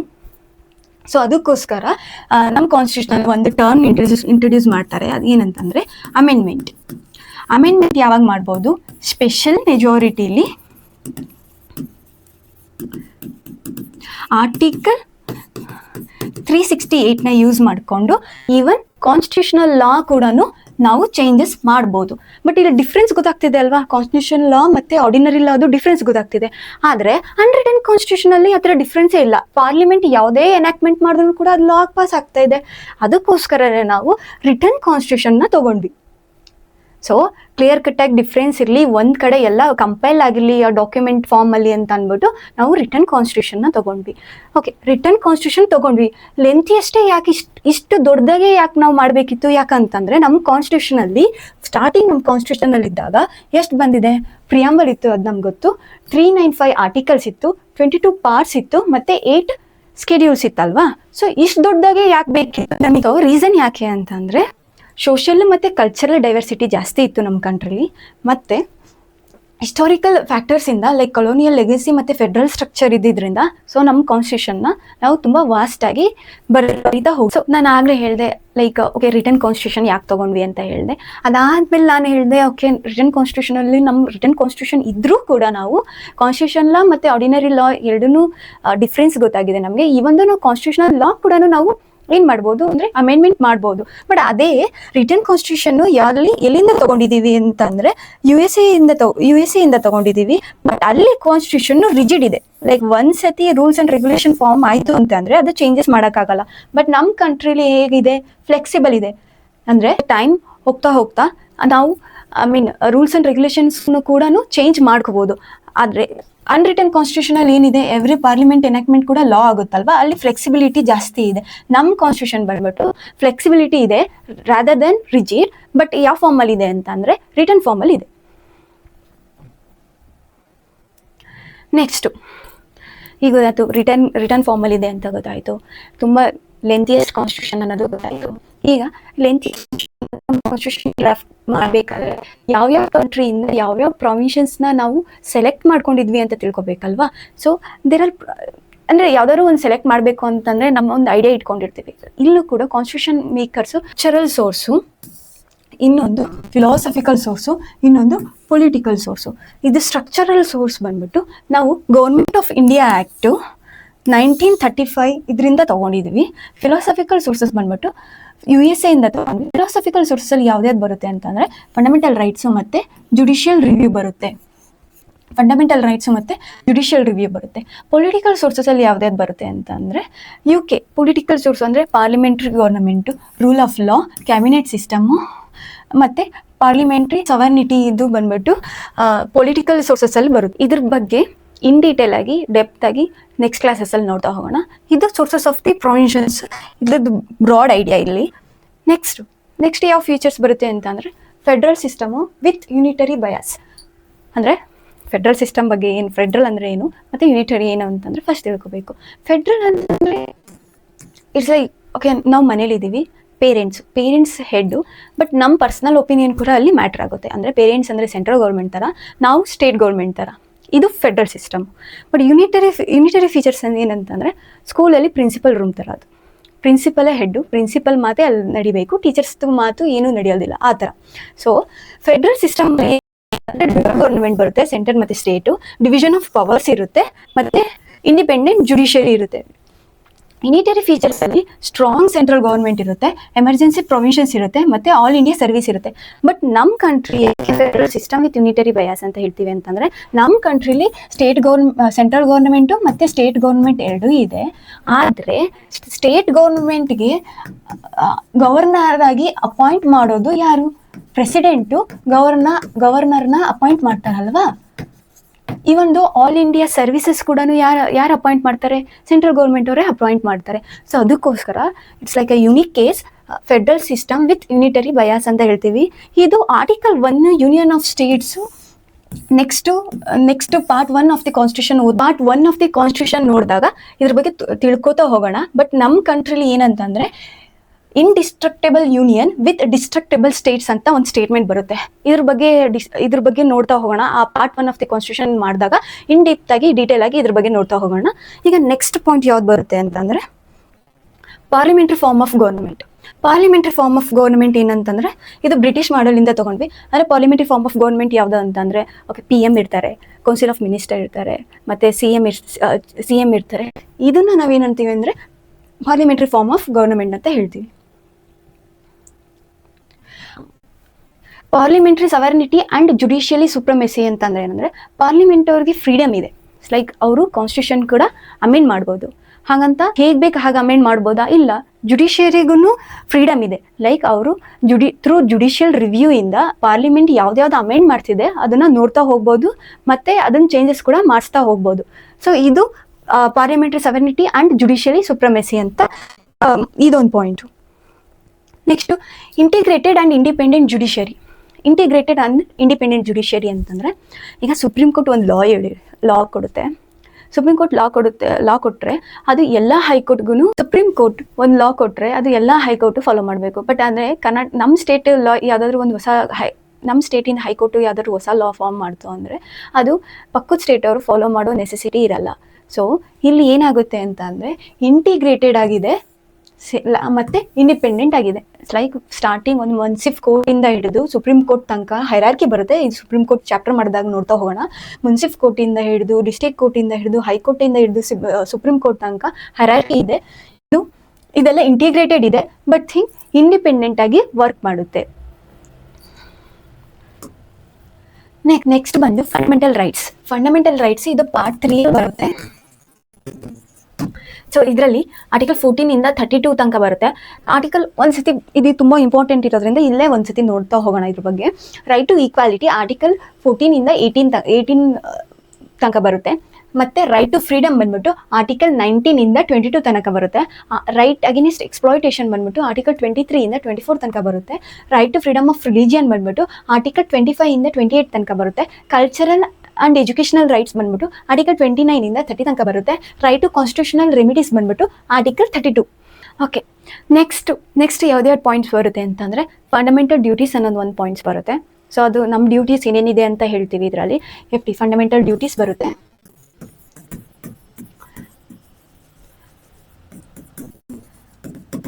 ಮತ್ತೆ DPSP ಬರುತ್ತೆ. ಅದಾದ್ಮೇಲೆ ಸಿಂಗಲ್ ಸಿಟಿಜನ್ಶಿಪ್ ಬರುತ್ತೆ. ಇದೇನಿದು ಸಿಂಗಲ್ ಸಿಟಿಜನ್ಶಿಪ್ ಅಂತಂದ್ರೆ ಲೈಕ್ ಎಕ್ಸಾಂಪಲ್ USA ನಲ್ಲಿ ಡ್ಯುಯಲ್ ಸಿಟಿಜನ್ಶಿಪ್ ಇರುತ್ತೆ. ಅಲ್ಲಿ ಏನಂತಂದ್ರೆ ಎಲ್ಲ ಸ್ಟೇಟ್ಸ್ ಕೂಡ ಟುಗೆದರ್ ಆಗಿ ಹೋಗಿ ಒಂದು ಕಂಟ್ರಿಯಾಗಿ ಫಾರ್ಮ್ ಆಗಿರೋದು. ಅಲ್ಲಿ ಏನಾಗುತ್ತೆ ಅಂತ ಅಂದ್ರೆ ಇಲ್ಲೊಂದು ಸ್ಟೇಟ್ ಇವತ್ತು ಒಂದು ಸ್ಟೇಟಲ್ಲಿ ಇದ್ರೆ ಈ ಸ್ಟೇಟಿಂದ ಬೇರೆ ಸ್ಟೇಟ್ಗೆ ಹೋಗ್ತೀನಿ ಅಂತ ಅಂದ್ರೂ ಆ ಸ್ಟೇಟಿಂದ ಸಿಟಿಜನ್ಶಿಪ್ ಬೇಕು. ಬಟ್ ನಮ್ಮ ಕಂಟ್ರಿಲಿ ಹಾಗಲ್ಲ. ಕರ್ನಾಟಕದಲ್ಲಿ ಇದೀವಿ ಅಂತಂದ್ರೆ ಕೇರಳಗೆ ಹೋಗ್ತೀವಿ ಅಂತಂದ್ರೆ ಆ ಕೇರಳದ ಸ್ಟೇಟಿಂದ ಸಿಟಿಜನ್ಶಿಪ್ ಬೇಕಾಗಿರಲ್ಲ. ಸೊ ಅದಕ್ಕೋಸ್ಕರ ನಮ್ದು ಸಿಂಗಲ್ ಸಿಟಿಜನ್ಶಿಪ್ ಇದೆ. ಮತ್ತೆ ನಮ್ಮ ಕಂಟ್ರಿ ರಿಪಬ್ಲಿಕ್ ಇದೆ. ಇಲ್ಲಿ ರಿಪಬ್ಲಿಕ್ ಕಂಟ್ರಿ ರಿಪಬ್ಲಿಕ್ ಅಂತ ಯಾವಾಗ ಬರುತ್ತೆ, ಹೆಸರು ಯಾವಾಗ ಬರುತ್ತೆ? ಸೊ ಹೆಡ್ ಯಾರು? ಹೆಡ್ ಆಫ್ ಸ್ಟೇಟ್ ಯಾರು? ನಮ್ಮ ಹೆಡ್ ಆಫ್ ಸ್ಟೇಟ್ ಪ್ರೆಸಿಡೆಂಟ್ ಅಲ್ವಾ? ಪ್ರೆಸಿಡೆಂಟ್. ಸೊ ಈಗ ಪ್ರೆಸಿಡೆಂಟ್ನ ನಾವೇನು ಮಾಡ್ತೀವಿ? ಎಲೆಕ್ಟ್ ಮಾಡ್ತೀವಿ. ಎಲೆಕ್ಟ್ ಅಂದರೆ ಪ್ರೆಸಿಡೆಂಟ್ನ ರಿಮೂವ್ ಮಾಡೋದಕ್ಕೆ ಯಾವುದೂ ಪ್ರೊಸೀಜರ್ ಇಲ್ಲ ಅಂತಂದರೆ ಆ ಕಂಟ್ರಿ ರಿಪಬ್ಲಿಕ್ ಅಂತ ಅನ್ಸ್ಕೊಳ್ಳಲ್ಲ. ನಾವು ಪ್ರೆಸಿಡೆಂಟ್ನ ಎಲೆಕ್ಟ್ ಮಾಡಿರೋದು ರಿಮೂವ್ ಮಾಡಬೇಕು ಅಂತಂದರೆ ಅದನ್ನು ರಿಮೂವ್ ಅಂತ ಅನ್ನಲ್ಲ, ಇಂಪೀಚ್ಮೆಂಟ್ ಅಂತ ಕರಿತೀವಿ. ಇಂಪೀಚ್ಮೆಂಟ್ ಮಾಡ್ಬೋದು ನಾವು ಪ್ರೆಸಿಡೆಂಟ್ನ. ಸೊ ಅದಕ್ಕೋಸ್ಕರ ನಮ್ಮ ಕಂಟ್ರಿ ರಿಪಬ್ಲಿಕ್. ಅದಾದಮೇಲೆ ಎಮರ್ಜೆನ್ಸಿ ಪ್ರೊವಿಷನ್ಸ್ ಇದೆ.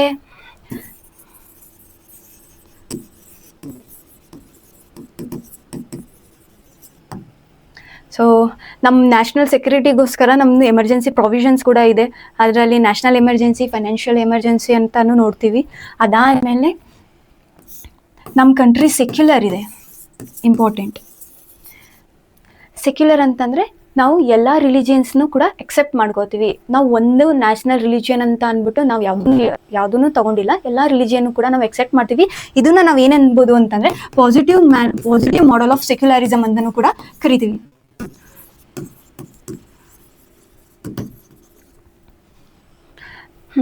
ಸೊ ನೆಕ್ಸ್ಟ್ ಏನಿದೆ, ನಾವು 3 ಟೈರ್ ಸಿಸ್ಟಮ್ ಕೂಡ ಇದೆ. 3 ಟೈರ್ ಸಿಸ್ಟಮಲ್ಲಿ ನಾವೇನು ನೋಡ್ತೀವಿ ಅಂತಂದರೆ ಪಂಚಾಯತ್ ರಾಜ್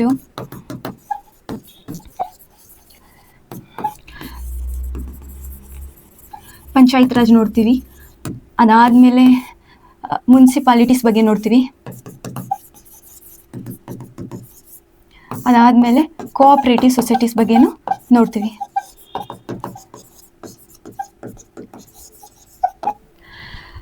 ಸೊ ಇದೆಲ್ಲ ನಮ್ಮದು ಕಾನ್ಸ್ಟಿಟ್ಯೂಷನ್ದು ಸೈಲೆಂಟ್ ಫೀಚರ್ಸ್ ಆಗಿರುತ್ತೆ. ಸೊ ಇದೆಲ್ಲ ಬರೀ ಪಾಯಿಂಟ್ಸ್ ಆಗಿ ನೋಡ್ತಾ ಹೋಗಿದ್ದೀವಿ. ಸೊ ಅಪ್ಕಮಿಂಗ್ ಡೇಸಲ್ಲಿ ಸೆಕ್ಯುಲರ್ ವರ್ಡ್ ಯಾವಾಗ ಇಂಟ್ರೊಡ್ಯೂಸ್ ಆಯಿತು, ಎಷ್ಟನೇ ಅಮೆಂಡ್ಮೆಂಟಲ್ಲಿ ಆಯಿತು, ಮತ್ತು ಪಂಚಾಯತ್ ರಾಜ್ ಸಿಸ್ಟಮ್ ಯಾವಾಗ ಆಯಿತು, ಅದು ಯಾವ ಅಮೆಂಡ್ಮೆಂಟಲ್ಲಿ ಆ್ಯಡ್ ಮಾಡಿದ್ರು, ಇದ್ರ ಬಗ್ಗೆ ಎಲ್ಲ ಡಿಟೇಲ್ ಆಗಿ ಇನ್ಡೆಪ್ತ್ ಆಗಿ ಓದ್ತಾ ಹೋಗೋಣ. ಅಂದರೆ ಸೋರ್ಸಸ್ ಆಫ್ ದಿ ಕಾನ್ಸ್ಟಿಟ್ಯೂಷನ್ ಮತ್ತು ಪ್ರಿಯಾಂಬಲ್ ಬಗ್ಗೆ ತಿಳ್ಕೊಳ್ಳೋಣ. So sources of the constitution ಅಂದರೆ ನಾವು ನಮ್ಮ ಕಾನ್ಸ್ಟಿಟ್ಯೂಷನ್ನ ಡ್ರಾಫ್ಟ್ ಮಾಡಬೇಕಾದ್ರೆ ನಾವು ಸೋರ್ಸಸ್ನ ಡಿಫ್ರೆಂಟ್ ಕಂಟ್ರೀಸಿಂದ ಬಾರೋ ಮಾಡಿದ್ದೀವಲ್ವ, ಯಾವ್ಯಾವ ಸೋರ್ಸಸ್ಸು ಯಾವ್ಯಾವ ಕಂಟ್ರಿಯಿಂದ ಬಾರೋ ಮಾಡಿದ್ದೀವಿ ಅಂತ ನಾವು ಇವತ್ತು ಇನ್ ಡೀಟೇಲ್ ಆಗಿ ಡೆಪ್ತ್ ಆಗಿ ತಿಳ್ಕೊತಾ ಹೋಗೋಣ.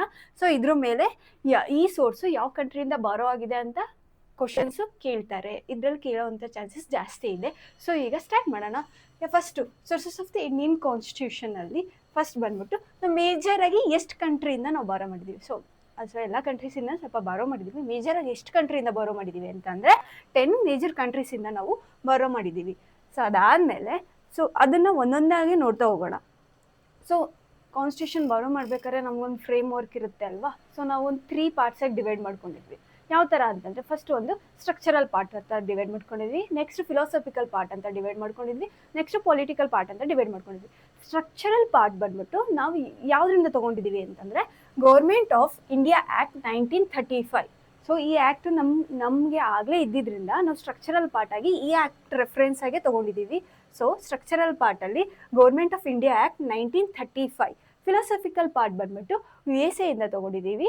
ಸೊ ಪೊಲಿಟಿಕಲ್ ಪಾರ್ಟ್ ಬಂದ್ಬಿಟ್ಟು UK ಇಂದ ತೊಗೊಂಡಿದ್ದೀವಿ. USA ಇಂದ ಯಾಕೆ ಫಿಲಾಸಫಿಕಲ್ ಪಾರ್ಟ್ ತೊಗೊಂಡಿದ್ದೀವಿ ಅಂತ ಹೇಳ್ತಿದ್ದೀವಿ ಅಂತಂದರೆ USA ಬಗ್ಗೆ ನಾವು ತಿಳ್ಕೊತಾ ಹೋದಾಗ ನಮಗೆ ಅರ್ಥ ಆಗುತ್ತೆ ಫಿಲಾಸಫಿಕಲ್ ಪಾರ್ಟ್ ಯಾಕೆ ಅಲ್ಲಿಂದ ಬಂದಿದೆ ಅಂತ. ಸೊ ಪೊಲಿಟಿಕಲ್ ಪಾರ್ಟ್ ಬಂದ್ಬಿಟ್ಟು UK ಇಂದ ತೊಗೊಂಡಿದ್ದೀವಿ. ಸೊ ಸ್ಟ್ರಕ್ಚರಲ್ ಪಾರ್ಟ್ ಬಂದ್ಬಿಟ್ಟು ಗೌರ್ಮೆಂಟ್ ಆಫ್ ಇಂಡಿಯಾ ಆ್ಯಕ್ಟ್ 1935 ಅಲ್ವಾ. So government of India act of 1935 ಅಲ್ಲಿ ಯಾವ್ದ್ಯಾವ್ದು ಬರುತ್ತೆ ಅನ್ನೋದು ನೋಡೋಣ. ಫಸ್ಟ್ನೇ ಬಂದ್ಬಿಟ್ಟು ಫೆಡ್ರಲ್ ಸ್ಕೀಮ್ ಬರುತ್ತೆ, ಮತ್ತು ಆಫೀಸ್ ಆಫ್ ಗವರ್ನರ್ ಬರುತ್ತೆ, ಪಬ್ಲಿಕ್ ಸರ್ವಿಸ್ ಕಮಿಷನ್ ಬರುತ್ತೆ, ಅದಾದಮೇಲೆ ಎಮರ್ಜೆನ್ಸಿ ಪ್ರೊವಿಷನ್ಸ್ ಬರುತ್ತೆ, ಮತ್ತು ಸುಪ್ರೀಂ ಕೋರ್ಟ್ ಬರುತ್ತೆ. ಸೊ ಇದು ಯಾವ್ದು government of India act. So repeated ಆಗಿ 2 times ನೋಡ್ತಾ ಹೋಗಿ ಮೆಮೊರೈಸ್ ಆಗಿಬಿಡುತ್ತೆ ಈಸಿಯಾಗಿ. ನೆಕ್ಸ್ಟ್ ಬಂದು USA ಇಂದ. ಸೊ ಅಮೆರಿಕಾದಿಂದ ಏನೇನು ತೊಗೊಂಡಿದ್ದೀವಿ, ಸೊ ಇದೇ ಅಲ್ವಾ ಫಿಲಾಸಫಿಕಲ್ ಪಾರ್ಟು. ಸೊ ಅಮೆರಿಕಾದಲ್ಲಿ fundamental rights first, fundamental rights, ಅದಾದಮೇಲೆ ಪ್ರಿಯಾಂಬಲ್, ಅದಾದಮೇಲೆ ಸಪ್ರೇಷನ್ ಆಫ್ ಪವರ್ಸ್, ನೆಕ್ಸ್ಟ್ ಬಂದ್ಬಿಟ್ಟು ಜುಡಿಷಿಯಲ್ ರಿವ್ಯೂ, ಅದಾದಮೇಲೆ equal protection, impeachment of president ಮತ್ತು removal of supreme court judge, ಅದಾದಮೇಲೆ ವೈಸ್ ಪ್ರೆಸಿಡೆಂಟ್. ಇಷ್ಟು ನಾವು ಎಲ್ಲಿಂದ ತೊಗೊಂಡಿದ್ದೀವಿ ಅಂತಾರೆ ಯುನೈಟೆಡ್ ಸ್ಟೇಟ್ಸ್ ಆಫ್ ಅಮೆರಿಕಾದಿಂದ ತೊಗೊಂಡಿದ್ದೀವಿ. ಇದರಲ್ಲಿ ಯಾವ್ದು ಇಂಪಾರ್ಟೆಂಟ್ ಆಗುತ್ತೆ ಅಂದರೆ fundamental rights, separation of powers ಕೂಡ ಇಂಪಾರ್ಟೆಂಟ್ ಆಗುತ್ತೆ. ಜುಡಿಷಿಯಲ್ ರಿವ್ಯೂ ಅಂತ ಅಂದರೆ ಲೆಜಿಸ್ಲೇಚರ್ ಯಾವುದೋ ಒಂದು ಲಾ ಮಾಡಿದೆ ಅಂತಂದರೆ ಅದನ್ನು ರಿವ್ಯೂ ಮಾಡ್ಬೋದು ಸುಪ್ರೀಂ ಕೋರ್ಟು. ಆ ಕಾನ್ಸೆಪ್ಟನ್ನ ಕೂಡ ನಾವು ಎಲ್ಲಿಂದ ಬಾರೋ ಮಾಡಿದ್ದೀವಿ ಅಂತಂದರೆ ಯುನೈಟೆಡ್ ಸ್ಟೇಟ್ಸ್ ಆಫ್ ಅಮೆರಿಕಾದಿಂದ ಬಾರೋ ಮಾಡಿದ್ದೀವಿ. ಸೊ ಇದು ಕೂಡ important, equal protection of loss. So next ಯಾವುದು, ನೆಕ್ಸ್ಟ್ ಬಂದು ಯುನೈಟೆಡ್ ಕಿಂಗ್ಡಮ್ಸ್. ಸೊ ನಾನು ಆಗಲೇ ಹೇಳ್ದಂಗೆ ಇದಕ್ಕೊಂದು ಇದು ಎಲ್ಲ ಹೆಸರುಗಳು ನೋಡ್ತಾ ಹೋದರೆ ಬೇಗ ಮೆಮೊರೈಸ್ ಆಗುತ್ತೆ. ಬಟ್ ಇದನ್ನು ಈಸಿಯಾಗಿ ಮೆಮೊರೈಸ್ ಮಾಡಬೇಕು ಅಂದರೆ ಒಂದು ನಿಮೋನಿಕ್ಸ್ ಇದೆ, ಆ ನಿಮೋನಿಕ್ಸ್ ನೋಡೋಣ ಯಾವುದೋ ನಿಮೋನಿಕ್ಸು ಅಂತ ಅಂದರೆ. ಸೊ ಯುನೈಟೆಡ್ ಕಿಂಗ್ಡಮ್ ಅಲ್ವಾ, ನಮ್ಮ ಕಂಟ್ರಿದು ಫೇಮಸ್ ಬಿಸ್ಕೆಟ್ ಯಾವುದು, ಪಾರ್ಲೆ ಬಿಸ್ಕೆಟ್ ಅಲ್ವಾ. ಪಾರ್ಲೆ ಬಿಸ್ಕೆಟ್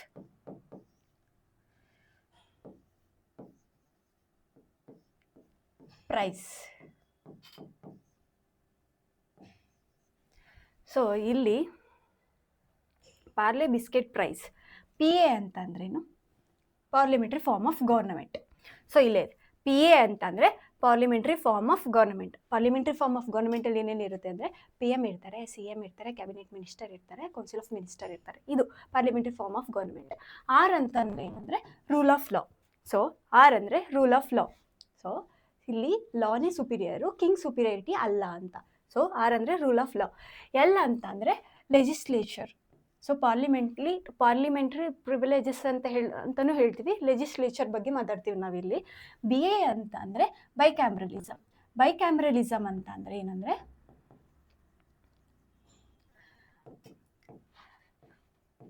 ಬೈಕ್ಯಾಮ್ರಲಿಸಮಲ್ಲಿ ನಾವು ರಾಜ್ಯಸಭಾ ಮತ್ತು ಲೋಕಸಭಾ ಎರಡೂ ನೋಡ್ತೀವಿ. ಅದಕ್ಕೋಸ್ಕರ SC ಅಂತ ಅಂದರೆ ಸಿಂಗಲ್ ಸಿಟಿಜನ್ಶಿಪ್. ಇಲ್ಲಿದೆ ಸಿಂಗಲ್ ಸಿಟಿಜನ್ಶಿಪ್. ಸೊ ನಮ್ಮ ಕಡೆಯಲ್ಲಿ ಡ್ಯುಯಲ್ ಸಿಟಿಜನ್ಶಿಪ್ ಇಲ್ಲ, ಸಿಂಗಲ್ ಸಿಟಿಜನ್ಶಿಪ್ ಇದೆ. ಸೊ ಅದಾದಮೇಲೆ PR ಅಂತ ಅಂದರೆ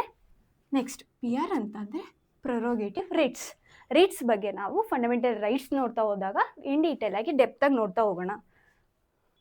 ಸೊ ನೆಕ್ಸ್ಟ್ ಯಾವುದಾಗುತ್ತೆ, ಸೊ ಯಾವ್ದ್ಯಾವ್ದು ನೋಡಿದ್ವಿ, ಗೌರ್ಮೆಂಟ್ ಆಫ್ ಇಂಡಿಯಾ ಆ್ಯಕ್ಟ್ ಬಗ್ಗೆ ನೋಡಿದ್ವಿ, USA ಬಗ್ಗೆ ನೋಡಿದ್ವಿ, UK ಬಗ್ಗೆ ನೋಡಿದ್ವಿ. ಈಗ ನೆಕ್ಸ್ಟು ಜರ್ಮನ್ ಅಂದಿದ ತಕ್ಷಣವೇ ಸೊ ನಮಗೇನು ಜ್ಞಾಪನ ಆಗುತ್ತೆ, ಜರ್ಮನ್ ಅಂದಿದ ತಕ್ಷಣ ಹಿಟ್ಲರ್ ಜ್ಞಾಪನ ಆಗುತ್ತಲ್ವಾ.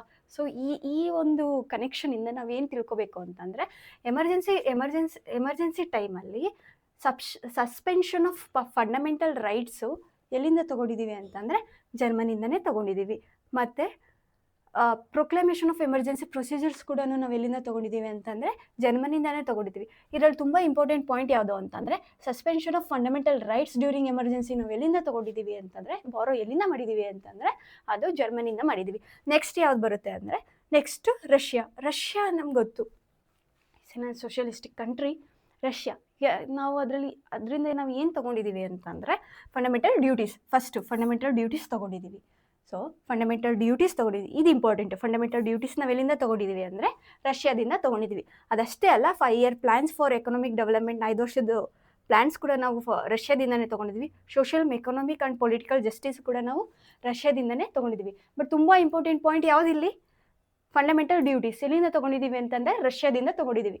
ಸೊ ನೆಕ್ಸ್ಟ್ ಬಂದ್ಬಿಟ್ಟು ಕೆನಡಾ ಅಂತ ಅಂದಿದ ತಕ್ಷಣ ನಾವು ಸಿಯಿಂದ ಸ್ಟಾರ್ಟ್ ಆಗ್ತಿದೆ ಅಲ್ವಾ. ಸಿ ಅಂತ ಅಂದಿದ ತಕ್ಷಣ ನಮ್ಗೆ ಏನು ಗ್ಯಾಪ್ನ ಆಗಬೇಕು, ಸೆಂಟರ್ ಅನ್ನೋದು ಗ್ಯಾಪ್ನ ಆಗಬೇಕು. ಇದು ಗ್ಯಾಪ್ನ ಇಟ್ಕೊಂಡಿರಿ. ಸೆಂಟರ್ ಅಂದಿದ ತಕ್ಷಣ ನಮಗೆ ಏನೇನು ಬರುತ್ತೆ ಅಂದರೆ federation with a strong centre, residuary powers to centre, appointments of state governors by centres, advisory jurisdiction of supreme court. So ಇದು advisory jurisdiction of supreme court ಇದೊಂದು ಬಿಟ್ಟು ಮಿಕ್ಕಿದೆಲ್ಲ ಏನರಿಂದ ಎಂಡ್ ಆಗ್ತಿದೆ, ಸೆಂಟರಿಂದ ಎಂಡ್ ಆಗ್ತಿದೆ. ಸೊ ನಾವು ಏನಕ್ಕೆ ಲಿಂಕ್ ಮಾಡ್ಕೋಬೇಕು, ಕೆನಡಾದಿಂದನೇ ತೊಗೊಂಡಿರೋದು ಅನ್ನೋದು ಲಿಂಕ್ ಮಾಡ್ಕೋಬೇಕು, ಸರಿನಾ. So strong centre, residuary powers to centre, ಮತ್ತು appointments of state governors by centre. ಇಲ್ಲಿ ಈ ಎಲ್ಲ ಪ್ರಾವಿಷನ್ಸ್ನ ಏನು ಹೇಳ್ತಿದೆ ಅಂತಂದರೆ ಸೆಂಟರ್ ಅನ್ನೋದು ತುಂಬ ಪವರ್ಫುಲ್ ಇದೆ ಅನ್ನೋದನ್ನ ತಿಳಿಸ್ಕೊಡ್ತಾ ಇದೆ. ಸೊ ಎಲ್ಲಿಂದ ತೊಗೊಂಡಿದ್ದೀವಿ ಇದನ್ನೆಲ್ಲ ಅಂತ ಅಂದರೆ ಕೆನಡಾದಿಂದ ತೊಗೊಂಡಿದ್ದೀವಿ. ಸೊ ಆಸ್ಟ್ರೇಲಿಯಾ ಬಂದರು ಅಂದರೆ ಫ್ರೀ. ಗ್ಯಾಪ್ನ ಏನು ಇಟ್ಕೋಬೇಕು ಅಂದರೆ ಫ್ರೀ.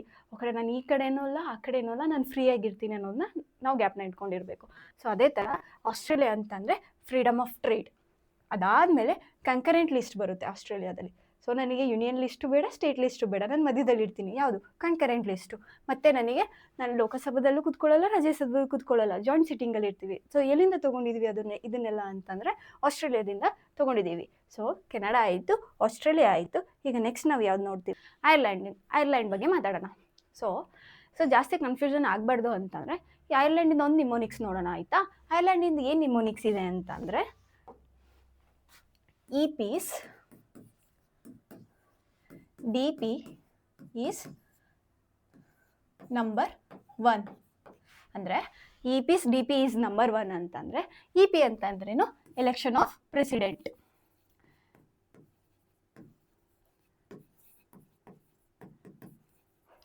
DP ಅಂತಂದರೆ directory principles of state policy, PPSP. Number 1 ಅಂತಂದರೆ nomination of Rajya Sabha member.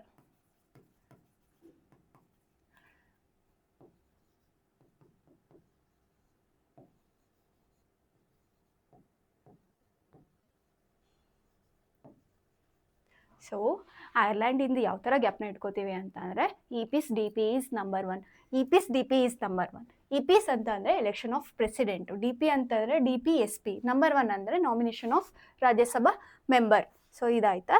Next ಯಾವ್ದು ನೋಡ್ತೀವಿ ಅಂತಂದರೆ ನೆಕ್ಸ್ಟ್ ಬಂದ್ಬಿಟ್ಟು ಫ್ರಾನ್ಸಿಂದ ಯಾವ್ದು ತೊಗೊಂಡಿದ್ದೀವಿ ಅಂತಂದರೆ ಫ್ರಾನ್ಸಲ್ಲಿ ಯಾವಾಗಲೂ ಲಿಬರ್ಟಿ, ಈಕ್ವಾಲಿಟಿ ಮತ್ತು ಫ್ರೆಟರ್ನಿಟಿ.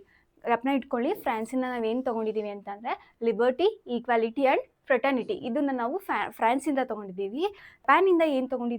ಜಪಾನಿಂದ ನಾವು ಏನು ತೊಗೊಂಡಿದ್ದೀವಿ ಅಂತಂದರೆ ಪ್ರೊಸೀಜರ್ ಎಸ್ಟಾಬ್ಲಿಷ್ಡ್ ಬೈ ಲಾ, ಇದನ್ನು ತೊಗೊಂಡಿದ್ದೀವಿ ಜಪಾನಿಂದ. ಸೊ ನಾವು ಸುಪ್ರೀಂ ಕೋರ್ಟ್ ನೋಡ್ಬೇಕಾದ್ರೆ ಒಂದು 2 ಟೈಪ್ಸ್ ಆಫ್ ಲಾ ನೋಡ್ತೀವಿ, like due process of law ಮತ್ತು procedure established by law.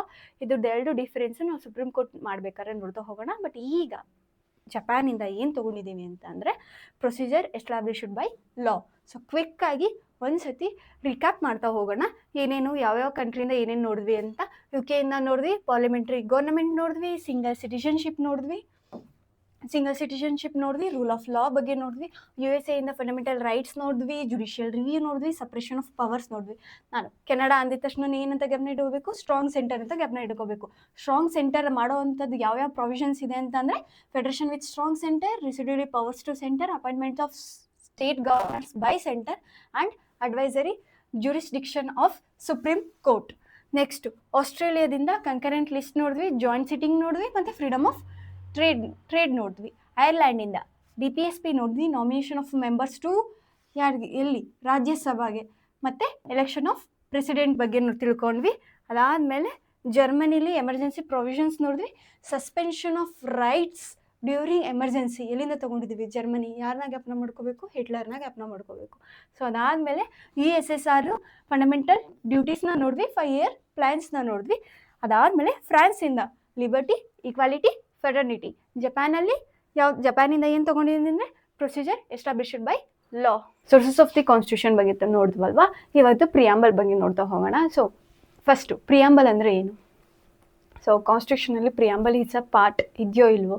So first preamble ಅಂದರೆ ಏನು ಅಂದರೆ it's a decorative part.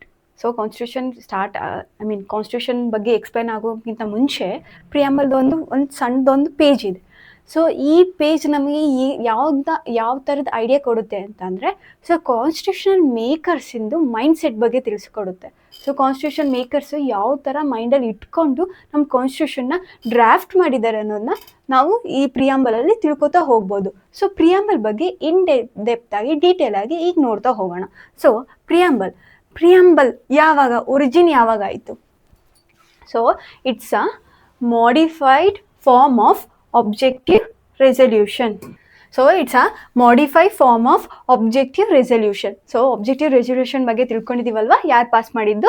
Jawaharlal Nehru ಅವರು ಪಾಸ್ ಮಾಡಿದ್ದು. ಯಾವಾಗ ಪಾಸ್ ಆಗಿತ್ತು ಅಂತಂದರೆ 13th December 1946 ಪಾಸ್ ಆಯಿತು. ಅದು ಅಡಾಪ್ಟ್ ಯಾವಾಗಾಯಿತು ಅಂದರೆ 22nd Jan 1947 ಅಡಾಪ್ಟ್ ಆಯಿತು. ಸೊ ಆಬ್ಜೆಕ್ಟಿವ್ ರೆಸೊಲ್ಯೂಷನ್ದೇ ಮಾಡಿಫೈಡ್ ಫಾರ್ಮ್ ಯಾವುದು? ಪ್ರಿಯಾಂಬಲ್.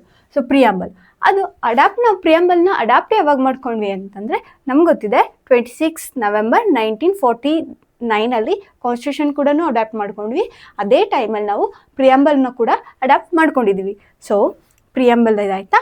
ಸೊ ಇನ್ಸ್ಪಿರೇಷನ್ನು ಎಲ್ಲಿಂದ ನಾವು ಪ್ರಿಯಾಂಬಲ್ನ ನಾವು ತಗೋಬೇಕು ಅಂತ ಇನ್ಸ್ಪಿರೇಷನ್ ಎಲ್ಲಿಂದ ಬಂತು ಅಂತಂದರೆ, first concept borrowed from U S ಎಯಿಂದ ನಾವು ಕಾನ್ಸೆಪ್ಟ್ನ ತೊಗೊಂಡಿರೋದು. ಬಟ್ ಲ್ಯಾಂಗ್ವೇಜ್ ಎಲ್ಲಿಂದ ತೊಗೊಂಡಿದ್ದೀವಿ ಅಂತಂದರೆ ಆಸ್ಟ್ರೇಲಿಯಾದಿಂದ ನಾವು ಲ್ಯಾಂಗ್ವೇಜ್ನ ತೊಗೊಂಡಿದ್ದೀವಿ. ಕಾನ್ಸೆಪ್ಟ್ ಬಂದು ಎಲ್ಲಿಂದ ತೊಗೊಂಡಿದ್ದೀವಿ ಅಂದರೆ USA ಇಂದ ತೊಗೊಂಡಿದ್ದೀವಿ. ಮತ್ತು ಲ್ಯಾಂಗ್ವೇಜ್ ಬಂದು ಎಲ್ಲಿಂದ ತೊಗೊಂಡಿದ್ದೀವಿ ಅಂತಂದರೆ ಆಸ್ಟ್ರೇಲಿಯಾದಿಂದ ತೊಗೊಂಡಿದ್ದೀವಿ. ಸೊ ಇದಾಯ್ತು. ಅದಾದಮೇಲೆ ಕೆಲವೊಬ್ಬೊಬ್ಬರು ಪ್ರಿಯಾಂಬಲ್ ಬಗ್ಗೆ ಡಿಸ್ಕ್ರೈಬ್ ಮಾಡಿದ್ದಾರೆ. ಸೊ ಯಾವ್ಯಾವ ಪರ್ಸ್ನಾಲಿಟಿ ಪೀಪಲ್ಸು ಏನೇನು ಹೇಳಿದ್ದಾರೆ ಅಂತ ನೋಡೋಕ್ಕೋದ್ರೆ, ID ಕಾರ್ಡ್ ಆಫ್ ಕಾನ್ಸ್ಟಿಟ್ಯೂಷನ್ ಅಂತ ಯಾರು ಹೇಳಿದ್ದಾರೆ ಅಂತಂದರೆ N.A. ಪಾಲ್ಕಿವಾಲಾ. ಸೊ ಇದು ಇಂಪಾರ್ಟೆಂಟ್ ಆಗುತ್ತೆ, ಇದು ಕೇಳುವಂಥ ಚಾನ್ಸಸ್ ಇರುತ್ತೆ ಎಕ್ಸಾಮ್ಸಲ್ಲೆಲ್ಲ. So I D card of the constitution ಅಂತ ಅಂದ್ಬಿಟ್ಟು ಯಾರು ಹೇಳಿದ್ದಾರೆ ಅಂತಂದರೆ N.A. ಪಾಲ್ಕಿವಾಲಾ ಅವರು ಹೇಳಿದ್ದಾರೆ. ಹಾರೋಸ್ಕೋಪ್ ಆಫ್ ದಿ ಕಾನ್ಸ್ಟಿಟ್ಯೂಷನ್ ಅಂತ ಯಾರು ಹೇಳಿದ್ದಾರೆ ಅಂತಂದರೆ K.M. ಮುನ್ಸಿ ಅವರು ಹೇಳಿದ್ದಾರೆ.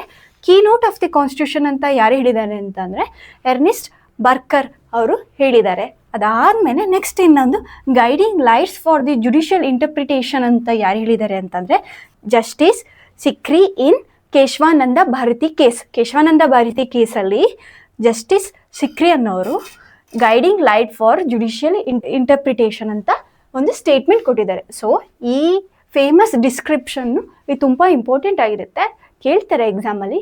ಇನ್ನೊಂದು ಸತಿ ಗ್ಯಾಪ್ನ ಇಟ್ಕೊಂಡಿರಿ, ಇನ್ನೊಂದು ಸತಿ ನೋಡ್ತಾ ಹೋದಂಗೆ ಗ್ಯಾಪ್ನ ಆಗುತ್ತೆ, ಆಯಿತಾ. ನೆಕ್ಸ್ಟು, ಸೊ ಈ ಪ್ರಿಯಾಂಬಲಿಂದ ಸೋರ್ಸ್ ಯಾವುದು? So source of the authority ನಾವೇ, like we the people of India, we are the source for the preamble. So ಪ್ರಿಯಾಂಬಲಿಂದ ಸೋರ್ಸ್ ಯಾರು ಅಂತ ಅಂದರೆ we the people of India. So ಇದು ಗ್ಯಾಪ್ನ ಇಟ್ಕೋಬೇಕು. ಸೋರ್ಸ್ ಎಲ್ಲಿಂದ ಬರ್ತಿದೆ ಅಂತಂದರೆ we the people of the India. So ನಾವು ಆ ಪವರ್ ಕೊಟ್ಟಿದ್ವಿ ಪ್ರಿಯಾಂಬಲ್ ಬರೆಯೋದಕ್ಕೆ, ನಾವು ಬರೆದಿರೋದು ಪ್ರಿಯಾಂಬಲ್ಲು ಆ ಥರ. ಸೊ ಅಟ್ಲೀಸ್ಟ್ ರಿಯಲಾಗಿ ಬರ್ದಿಲ್ಲ ಅಂತಂದ್ರೂ ಇಮ್ಯಾಜಿನೇಷನಲ್ಲಾದರೂ ಕೂಡ ನಮ್ಮಿಂದನೇ ಸೋರ್ಸು ಡಿರೈವ್ ಆಗಿರೋದು ಪ್ರಿಯಾಂಬಲ್ಗೆ. ಸೊ ಅದಾದಮೇಲೆ ಸೊ ಈಗ ಸೋರ್ಸ್ ನೋಡಿದ್ವಿ, ಸೊ ಎಲ್ಲಿಂದ ತೊಗೊಂಡಿದ್ದೀವಿ ಅಂತ ನೋಡಿದ್ವಿ, ಸೊ ಫೇಮಸ್ ಡಿಸ್ಕ್ರಿಪ್ಷನ್ಗಳು ನೋಡಿದ್ವಿ, ಪ್ರಿಯಾಂಬಲ್ ಬಗ್ಗೆ ಕೊಟೇಶನ್ ಕೊಟ್ಟಿರೋದನ್ನ ನೋಡಿದ್ವಿ. ಈಗ ಪ್ರಿಯಾಂಬಲಿಂದ ನೇಚರ್ ಹೇಗಿದೆ ಅನ್ನೋದು ನೋಡಬೇಕಲ್ವಾ. So nature of the preamble ಹೇಗಿದೆ ಅಂತಂದರೆ, ಓಕೆ, ಇದರಲ್ಲಿ ಸಾವರಿನ್ ಅಂತ ಅಂದರೆ ಏನು ಅಂತ ಅಂದರೆ, ಸೊ ನಾವು ಯಾವುದು ಎಕ್ಸ್ಟರ್ನಲ್ ಪ್ರೆಷರ್ ಬರಲ್ಲ. ಸೊ ನಮ್ಮ ಫ್ರೀಡಮ್ ಇರುತ್ತೆ. ನಾವು ಯಾವುದಾದ್ರೂ ಒಂದು ಇಂಟರ್ನ್ಯಾಷನಲ್ ಆರ್ಗನೈಜೇಷನ್ಗೆ ನಾವು ಹೋಗಿ ಸೇರ್ಕೋಬೇಕು ಅಂತಂದ್ರೂ ನಾವು ಬೇರೆ ಕಂಟ್ರೀಸ್ ಅಂಡರಲ್ಲಿ ನಾವು ವರ್ಕ್ ಮಾಡಲ್ಲ. ನಮಗೆ ಇಷ್ಟ ಇದ್ದರೆ ಅಷ್ಟೇ ನಾವು ಹೋಗಿ ಸೇರ್ಕೋತೀವಿ ಅಂತ ಇದ್ರ ಮೀನಿಂಗ್ ಆಗಿರುತ್ತೆ. ಸೊ ನಮ್ಮ ಕಂಟ್ರಿ ಸೋಷಲಿಸ್ಟಿಕ್ ಇದೆ. ಸೋಷಿಯಲ್ ಆ್ಯಂಡ್ ಎಕನಾಮಿಕ್ ಈಕ್ವಾಲಿಟಿನ ನಾವು ನೇಚರ್ ಆಫ್ ಇಂಡಿಯನ್ ಸ್ಟೇಟಲ್ಲಿ ಯಾವ್ದ್ಯಾವ್ದು ಬರುತ್ತೆ ಅಂತಂದರೆ ಸಾವರಿನ್ ಅನ್ನೋದು ಫಸ್ಟ್ ಬರುತ್ತೆ. ಸೊ ನಾವು ಯಾವುದೇ ಇಂಟರ್ನ್ಯಾಷನಲ್ ಆರ್ಗನೈಜೇಷನಲ್ಲೂ ಕೂಡ ನಾವು ಪಾರ್ಟಿಸಿಪೇಟ್ ಮಾಡ್ತೀವಿ ಅಂತ ಅಂದರೆ ನಾವು ಎಕ್ಸ್ಟರ್ನಲ್ ಪ್ರೆಷರ್ನಿಂದ ತೊಗೊಂಡು ಮಾಡೋದಿಲ್ಲ, ನಮ್ಮದೇ ಆದಂಥ ಓನ್ ಫ್ರೀಡಮ್ ಇರುತ್ತೆ. ಸೊ ಅದು ಸೋಷಲಿಸ್ಟ್ ಇದೆ. ಸೋಷಿಯಲ್ ಆ್ಯಂಡ್ ಎಕನಾಮಿಕ್ ಈಕ್ವಾಲಿಟಿನ ನಾವು ಪ್ರಮೋಟ್ ಮಾಡ್ತೀವಿ. ಮತ್ತು ಸೆಕ್ಯುಲರ್ ಇದೆ, ಅಂದರೆ ನಮ್ಗೆ ಡೆಫಿನೆಟ್ ಸ್ಟೇಟ್ ರಿಲಿಜನ್ ಅನ್ನೋದಿಲ್ಲ, ಎಲ್ಲ ರಿಲಿಜನ್ ಕೂಡ ನಾವು ಅಕ್ಸೆಪ್ಟ್ ಮಾಡ್ತೀವಿ. ಸೊ ನಮ್ಮದ್ರಲ್ಲಿ ಏನಾಗುತ್ತೆ ಅಂದರೆ ಪಾಸಿಟಿವ್ ಸೆಕ್ಯುಲರಿಸಮ್ ಇದೆ. ಸೊ ಅದಾದಮೇಲೆ ಡೆಮೋಕ್ರೆಟಿಕ್ ಇದೆ. ಡೆಮೋಕ್ರೆಟಿಕ್ ಹೇಗೆ ಅಂತಂದರೆ ನಾವು MP MLAಗಳನ್ನ ನಾವು ವೋಟ್ ಮಾಡಿ ಎಲೆಕ್ಟ್ ಮಾಡಿ ಕಳಿಸ್ತೀವಿ, ಅದಕ್ಕೋಸ್ಕರ ನಮ್ಮದು ಕಂಟ್ರಿನು ಡೆಮೋಕ್ರೆಟಿಕ್. ರಿಪಬ್ಲಿಕ್ ಅಂತಂದರೆ ಹೆಡ್ ಆಫ್ ಸ್ಟೇಟ್ ಅಂದರೆ ಯಾರು? ಪ್ರೆಸಿಡೆಂಟ್ ಕೂಡ ನಾವು ಎಲೆಕ್ಟ್ ಮಾಡೋದ್ರಿಂದ ನಮ್ಮ ಕಂಟ್ರಿ ಏನಾಗಿದೆ ಅಂದರೆ ರಿಪಬ್ಲಿಕ್ ಆಗಿ ಇದೆ. ಇದು ಏನಾಗುತ್ತೆ, ಇದು nature of the Indian state. ಈ ನೇಚರ್ ಆಫ್ ದಿ ಇಂಡಿಯನ್ ಸ್ಟೇಟಲ್ಲಿ ನಮ್ದು ಎಷ್ಟು ಪಾಯಿಂಟ್ ಬರುತ್ತೆ ಅಂತ ಅಂದರೆ 5 ಪಾಯಿಂಟ್ಸ್ ಬರುತ್ತೆ. ಈ 5 ಪಾಯಿಂಟ್ಸ್ ಕೂಡ ಇಂಪಾರ್ಟೆಂಟ್ ಆಗಿರುತ್ತೆ. ನೆಕ್ಸ್ಟ್ ಯಾವ್ದು ಬರುತ್ತೆ ಅಂದರೆ ಆಬ್ಜೆಕ್ಟಿವ್ಸ್. ಸೊ ನೇಚರ್ ನೋಡಿದ್ವಿ, ಆಬ್ಜೆಕ್ಟಿವ್ಸ್ ನೋಡಬೇಕಲ್ವಾ. ಏನು ಆಬ್ಜೆಕ್ಟಿವ್ಸ್ ಅಂತಂದರೆ ಫಸ್ಟು ಜಸ್ಟಿಸ್ ಇರಬೇಕು. ಜಸ್ಟಿಸಲ್ಲಿ ಯಾವ ಥರ ಇರಬೇಕು ಅಂತಂದರೆ ಸೋಷಿಯಲ್ ಜಸ್ಟಿಸ್ ಇರಬೇಕು, ಎಕನಾಮಿಕ್ ಜಸ್ಟಿಸು ಇರಬೇಕು, ಪೊಲಿಟಿಕಲ್ ಜಸ್ಟಿಸು ಇರಬೇಕು. ಅಂದರೆ ಪೊಲಿಟಿಕಲ್ ಜಸ್ಟಿಸ್ ಅಂದರೆ ವುಮೆನ್ಗೂ ಕೂಡ ವೋಟ್ ಮಾಡೋ ಅಧಿಕಾರ ಬರಬೇಕು. ಸೋಷಿಯಲ್ ಜಸ್ಟಿಸ್ ಅಂತ ಅಂದರೆ ಸೊ ಈ ಒಂದು ಮುನ್ಸಿಪಾಲ್ಟೀಸ್ ವರ್ಕರ್ಸ್ ಕೂಡ ಅವ್ರದ್ದು ಲೇಬರ್ಸ್ದು ಚಾರ್ಜಸ್ಸು ನೀಟಾಗಿ ಹೋಗ್ತಾ ಇರಬೇಕು. ಸೊ ಈ ಥರ. So justice. ಲಿಬರ್ಟಿ ಅಂತ ಅಂದರೆ ಫ್ರೀಡಮ್ ಇರಬೇಕು. ಫ್ರೀಡಮ್ ಯಾವುದ್ಯಾವುದ್ರಲ್ಲಿ ಇರಬೇಕು ನಮಗೆ ಅಂತಂದರೆ thought, expression, belief, faith, worship, ಈ ಇಷ್ಟರಲ್ಲೂ ಕೂಡ ಲಿಬರ್ಟಿ ಬೇಕಾಗಿರುತ್ತೆ. ಸೊ ಅದಾದಮೇಲೆ ಆಬ್ಜೆಕ್ಟಿವ್ಸಲ್ಲೇ ಫಸ್ಟು ನಾವೇನು ನೋಡಿದ್ವಿ, ಜಸ್ಟಿಸ್ ನೋಡಿದ್ವಿ, ಜಸ್ಟಿಸ್ ನೋಡಿದ್ವಿ, ಅದಾದಮೇಲೆ ಲಿಬರ್ಟಿ ನೋಡಿದ್ವಿ. ನೆಕ್ಸ್ಟು ಆಬ್ಜೆಕ್ಟಿವ್ಸಲ್ಲಿ ನೆಕ್ಸ್ಟ್ ಯಾವ್ದು ಬರುತ್ತೆ ಅಂದರೆ ಈಕ್ವಾಲಿಟಿ ಬರುತ್ತೆ ಮತ್ತು ಫ್ರೆಟರ್ನಿಟಿ ಬರುತ್ತೆ. ಈಕ್ವಾಲಿಟಿ ಯಾವುದ್ರಲ್ಲಿ ಇರಬೇಕು? ಸ್ಟೇಟಸಲ್ಲೂ ಇರಬೇಕು, ಆಪರ್ಚುನಿಟಿಯಲ್ಲೂ ಇರಬೇಕು. ಸೊ ಅದಾದಮೇಲೆ ಅಂದರೆ ಫಾರ್ ಎಕ್ಸಾಂಪಲ್ ಏನು ಹೇಳ್ಬೋದು ಅಂದರೆ ಈಕ್ವಾಲಿಟಿಲಿ SC ST ಸ್ಟೂಡೆಂಟ್ಸು ಸ್ಟೇಟಸ್ ಅಷ್ಟೇ ಅಲ್ಲ, ಆಪರ್ಚುನಿಟಿ ಅಂತಂದರೆ ಅವ್ರ ಎಕ್ಸಾಮ್ಸಲ್ಲೂ ಕೂಡ ಅವ್ರಿಗೊಂದು ಆಪರ್ಚುನಿಟಿನ ನಾವು ಕ್ರಿಯೇಟ್ ಮಾಡಿಕೊಡ್ಬೇಕು. ಅದಾದಮೇಲೆ ಫ್ರೆಟರ್ನಿಟಿ ಅಂತಂದರೆ identify the individual and unity and integrity of the nation. ಇದು ಇಂಟಿಗ್ರಿಟಿ ಅನ್ನೋದು ಒಂದು ಟರ್ಮ್ ಇಲ್ಲಿ ತುಂಬ ಇಂಪಾರ್ಟೆಂಟ್ ಆಗಿರುತ್ತೆ. ಇಲ್ಲಿ ನೋಡ್ತಾ ಹೋಗಿ. ಇದು ಫ್ರೆಟರ್ನಿಟಿ ಅಂತ ಅಂದರೆ brotherhood, unity and integrity of the nation, fraternity ಅಂಡರಲ್ಲಿ ಬರುತ್ತೆ. ಸೊ ಅದಾದಮೇಲೆ ನಾವೇನು ನೋಡಿದ್ವಿ? ಸೊ ನೇಚರ್ ನೋಡಿದ್ವಿ, ಆಬ್ಜೆಕ್ಟಿವ್ಸ್ ಆಫ್ ದಿ ಪ್ರಿಯಾಂಬಲ್ನ ನೋಡಿದ್ವಿ. ನೆಕ್ಸ್ಟು ಪ್ರಿಯಾಂಬಲ್ದು ಅಮೆಂಡ್ಮೆಂಟ್ ಮಾಡ್ಬೋದಾ? There is one question, preamble amendment ಮಾಡ್ಬೋದಾ? ಹಾಂ. ಸೊ ಇದಕ್ಕೆ ಒಂದು ಸತಿ ಪ್ರಿಯಾಂಬಲ್ ಇದು ಕೇಳ್ತಾರೆ, ಲೈಕ್ ಪ್ರಿಯಾಂಬಲ್ ಎಷ್ಟು ಸತಿ ಅಮೆಂಡ್ ಆಗಿದೆ ಅನ್ನೋದು ಕೇಳ್ತಾರೆ. ಸೊ ಪ್ರಿಯಾಂಬಲ್ ಅಮೆಂಡ್ ಆಗಿದೆ ಎಷ್ಟು ಸತಿ ಆಗಿದೆ ಅಂತಂದರೆ 1 ಸತಿ ಅಮೆಂಡ್ ಆಗಿದೆ. ಸೊ ಯಾವ ಅಮೆಂಡ್ಮೆಂಟಿಂದ ಅಮೆಂಡ್ ಆಗಿದೆ ಅಂತಂದರೆ 42nd ಅಮೆಂಡ್ಮೆಂಟ್ ಆಫ್ 1976. ಇಲ್ಲಿ ಇದನ್ನ ಮಿನಿ ಕಾನ್ಸ್ಟಿಟ್ಯೂಷನ್ ಅಂತಲೂ ಕರಿತೀವಿ. ಈ ಅಮೆಂಡ್ಮೆಂಟ್ನ ನಾವು ಏನಂತ ಕರಿತೀವಿ? ಮಿನಿ ಕಾನ್ಸ್ಟಿಟ್ಯೂಷನ್ ಅಂತಲೂ ಕರಿತೀವಿ. So 42nd amendment 1976. ಯಾವ್ಯಾವ ವರ್ಡ್ ಆ್ಯಡ್ ಆಯಿತು ಅಂತ ಅಂದರೆ ಸೋಷಲಿಸ್ಟ್, ಸೆಕ್ಯುಲರ್ ಮತ್ತು ಇಂಟಿಗ್ರಿಟಿ. ನಾವು ಅವಾಗಲೇ ನೋಡಿದ್ವಲ್ಲ ಫೆಟರ್ನಿಟಿನಲ್ಲಿ ಯುನಿಟಿ ಆ್ಯಂಡ್ ಇಂಟಿಗ್ರಿಟಿ. ಸೊ ಬರೀ ಯುನಿಟಿ ಇತ್ತು ಮುಂಚೆ, ಈಗ ಅಮೆಂಡ್ಮೆಂಟ್ ಆದಾದಮೇಲೆ ಯುನಿಟಿ ಆ್ಯಂಡ್ ಇಂಟಿಗ್ರಿಟಿ ಬಂದಿದೆ. ಸೊ ಯಾವ್ಯಾವ ವರ್ಡ್ ಆ್ಯಡ್ ಆಗಿದೆ, ಈ ವರ್ಡ್ಸ್ ಕೂಡ ತುಂಬ ಇಂಪಾರ್ಟೆಂಟ್ ಆಗುತ್ತೆ. ಸೊ ವರ್ಡ್ಸ್ ಯಾವ್ದ್ಯಾವ್ದು ಆ್ಯಡ್ ಆಗಿದೆ ಅನ್ನೋದು ಕೂಡ ತುಂಬ ಇಂಪಾರ್ಟೆಂಟ್ ಆಗುತ್ತೆ. ಯಾವ್ದ್ಯಾವುದು ಅಂದರೆ ಸೋಷಲಿಸ್ಟ್, ಸೆಕ್ಯುಲರ್ ಮತ್ತು ಇಂಟಿಗ್ರಿಟಿ. ಸೊ ಒಂದೇ ಸತಿ ಅಮೆಂಡ್ಮೆಂಟ್ ಆಗಿರೋದು ಪ್ರಿಯಾಂಬಲ್. ಸೊ ಇದಾದಮೇಲೆ ಪ್ರಿಯಾಂಬಲ್ ಬಗ್ಗೆ ಒಂದಷ್ಟು ಕೇಸಸ್ ಬರುತ್ತೆ. ಅದರಲ್ಲಿ ಇಂಪಾರ್ಟೆಂಟ್ ಕೇಸಸ್ ಬಂದು ಫಸ್ಟು ಬೆರುಬರಿ ಯೂನಿಯನ್ ಕೇಸ್. ಅಂದರೆ ಇದು ಇನ್ನೊಂದು ಸ್ವಲ್ಪ ಜೋಕಾಗಿ ಹೇಳ್ಕೊಡ್ಬೇಕು ಅಂತಂದರೆ ಪ್ರಿಯಾಂಬಲ್ ಅನ್ನೋದು ಕಾರ್ ಥರ ಮುಂದೆಗಡೆ ನೀವು ಮೆಣಸಿನ್ಕಾಯಿ ಲಿಂಬೆಹಣ್ಣು ಹಾಕಿ ಕಟ್ಬಿಟ್ರೆ ಅದು ಕಾರಿನ ಪಾರ್ಟ್ ಆಗಲ್ಲ ಅಂತ ಒಬ್ರು ಹೇಳ್ತಾರೆ. ಲೈಕ್ ಯಾವಾಗ ಹೇಳ್ತಾರೆ ಅದು ಬೆರುಬರಿ ಯೂನಿಯನ್ ಕೇಸಲ್ಲಿ ಆಗುತ್ತೆ. ಬಟ್ ಆದರೆ ಇದನ್ನ ನೆಕ್ಸ್ಟ್ ಕೇಸಲ್ಲಿ ಏನು ನೋಡ್ತೀವಿ ಅಂತಂದರೆ, ಸೊ ಕೇಶವಾನಂದ ಭಾರತಿ ಕೇಸಲ್ಲಿ ಏನು ಹೇಳ್ತಾರೆ ಅಂದರೆ ಇಲ್ಲ ಆ ಡೆಕೋರೇಟಿವ್ ಪಾರ್ಟ್ ಇರ್ಬೋದು, ಬಟ್ ಅದು ಪ್ರಿಯಾಂಬಲ್ದು ಪಾರ್ಟ್ ಆಗಿರುತ್ತೆ ಅಂತ ಹೇಳ್ತಾರೆ. ನೆಕ್ಸ್ಟು LIC ಆಫ್ ಇಂಡಿಯನ್ ಕೇಸಲ್ಲಿ ಏನಾಗುತ್ತೆ ಅಂತಂದರೆ, ಸೊ ಆ ಮೆಣಸಿನ್ಕಾಯಿ ಲಿಂಬೆಹಣ್ಣು ಅದು ಪಾರ್ಟ್ ಅಂತ ಕನ್ಸಿಡರ್ ಮಾಡ್ಕೊಂಡಿದ್ದು ಯಾವುದರಲ್ಲಿ? ಕೇಶವಾನಂದ ಭಾರತಿ ಕೇಸಲ್ಲಿ. ಬಟ್ ಈಗ ಇಲ್ಲ, ಅದು ಇರಲೇಬೇಕು, ಅದು integral part of the constitution ಅಂತ ಯಾವುದ್ರಲ್ಲಿ ಆಯಿತು ಅಂತಂದರೆ LIC ಆಫ್ ಇಂಡಿಯನ್ ಕೇಸಲ್ಲೇ ಆಯಿತು. Silent features of the Indian constitution ಬಗ್ಗೆ ನೋಡ್ಕೊಂಡ್ವಿ ಅಲ್ವಾ. ಈಗ ನೆಕ್ಸ್ಟ್ ಯಾವ್ದು ಬರುತ್ತೆ? ಫಸ್ಟು ಕಾನ್ಸ್ಟಿಟ್ಯೂಷನಲ್ಲಿ ಸ್ಕೆಡ್ಯೂಲ್ಸ್ ಬಗ್ಗೆ ತಿಳ್ಕೊಬೇಕು, ಪಾರ್ಟ್ಸ್ ಬಗ್ಗೆ ತಿಳ್ಕೊಬೇಕು, ಮತ್ತು ನಮ್ಮ ಕಾನ್ಸ್ಟಿಟ್ಯೂಷನ್ ಯಾವ್ಯಾವ ಕಂಟ್ರಿಯಿಂದ ಬರೋ ಮಾಡಿದ್ದಾರೆ ಅಂತ ಅಂದರೆ ಸೋರ್ಸಸ್ ಆಫ್ ದಿ ಕಾನ್ಸ್ಟಿಟ್ಯೂಷನ್ ಬಗ್ಗೆ ತಿಳ್ಕೊಳ್ಳೋಣ. ಅದಾದಮೇಲೆ ಸ್ಟಾರ್ಟಿಂಗ್ ಪೇಜ್, ಕಾನ್ಸ್ಟಿಟ್ಯೂಷನ್ದು ಸ್ಟಾರ್ಟಿಂಗ್ ಪೇಜ್ ಯಾವುದು ಅಂದರೆ ಪ್ರಿಯಾಂಬಲ್. ಇಷ್ಟದ್ರ ಬಗ್ಗೆ ಇವತ್ತು ಒಂದು ಡೀಟೇಲ್ ಆಗಿ ಒಂದೇ ವಿಡಿಯೋದಲ್ಲಿ ನೋಡ್ತಾ ಹೋಗೋಣ. ಸೊ ಫಸ್ಟ್ ಯಾವುದರಿಂದ ಸ್ಟಾರ್ಟ್ ಮಾಡೋಣ ಅಂತಂದರೆ ಸ್ಕೆಡ್ಯೂಲ್ಸಿಂದ ಸ್ಟಾರ್ಟ್ ಮಾಡೋಣ. ಸ್ಕೆಡ್ಯೂಲ್ಸಲ್ಲಿ ನಾನು ನಿಮ್ಗೆ ಹೇಳ್ದಂಗೆ ಸ್ಕೆಡ್ಯೂಲ್ಸ್ನ ತುಂಬ ಈಸಿಯಾಗಿ ಗ್ಯಾಪ್ನ ಇಟ್ಕೊಳ್ಳೋದಕ್ಕೆ ಒಂದು ನಿಮೋನಿಕ್ಸ್ ಯಾವುದಾದ್ರೂ ಇದೆ ಅಂತಂದರೆ ಅದಿದು tears of old PM. So tears of old PM ಇಲ್ಲಿ ತನಕನೂ ನಾವು ಸ್ಟಾರ್ಟಿಂಗ್ ಒರಿಜಿನಲ್ಲಿ 8 ಸ್ಕೆಡ್ಯೂಲ್ಸ್ ಇತ್ತು. ಸೊ ಎಲ್ ಮತ್ತು ಡಿ ಮತ್ತು ಪಿ ಮತ್ತು ಎಮ್ಮು ಆಮೇಲೆ ಲೇಟರ್ ಆನ್ ಆ್ಯಡ್ ಆನ್ ಆಗಿರೋದು. ಸೊ ಯಾವ್ದು ಅಂತಂದರೆ ಟಿ ಅಂತಂದರೆ ಏನು ಅಂದರೆ territories expansion and jurisdiction. So ಇದು ಟಿ ಅಂತಂದರೆ. ಇದು ಎಮಾಲ್ಯುಮೆಂಟ್ಸ್. ಇ ಅಂತಂದರೆ ಎಮಾಲ್ಯುಮೆಂಟ್ಸ್. ಎಮಾಲ್ಯುಮೆಂಟ್ಸ್ ಅಂದರೆ ಏನು? ಸ್ಯಾಲ್ರಿ. ನಾವಿಲ್ಲಿ ಸ್ಯಾಲ್ರಿ ಬಗ್ಗೆ ಮಾತಾಡ್ತೀವಿ.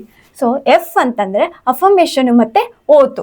ಈ ಅಫರ್ಮೇಷನ್ ಮತ್ತು ಓತು ಗ್ಯಾಪ್ನ ಇರಲಿ. ಪ್ರೆಸಿಡೆಂಟು ಮತ್ತು ವೈಸ್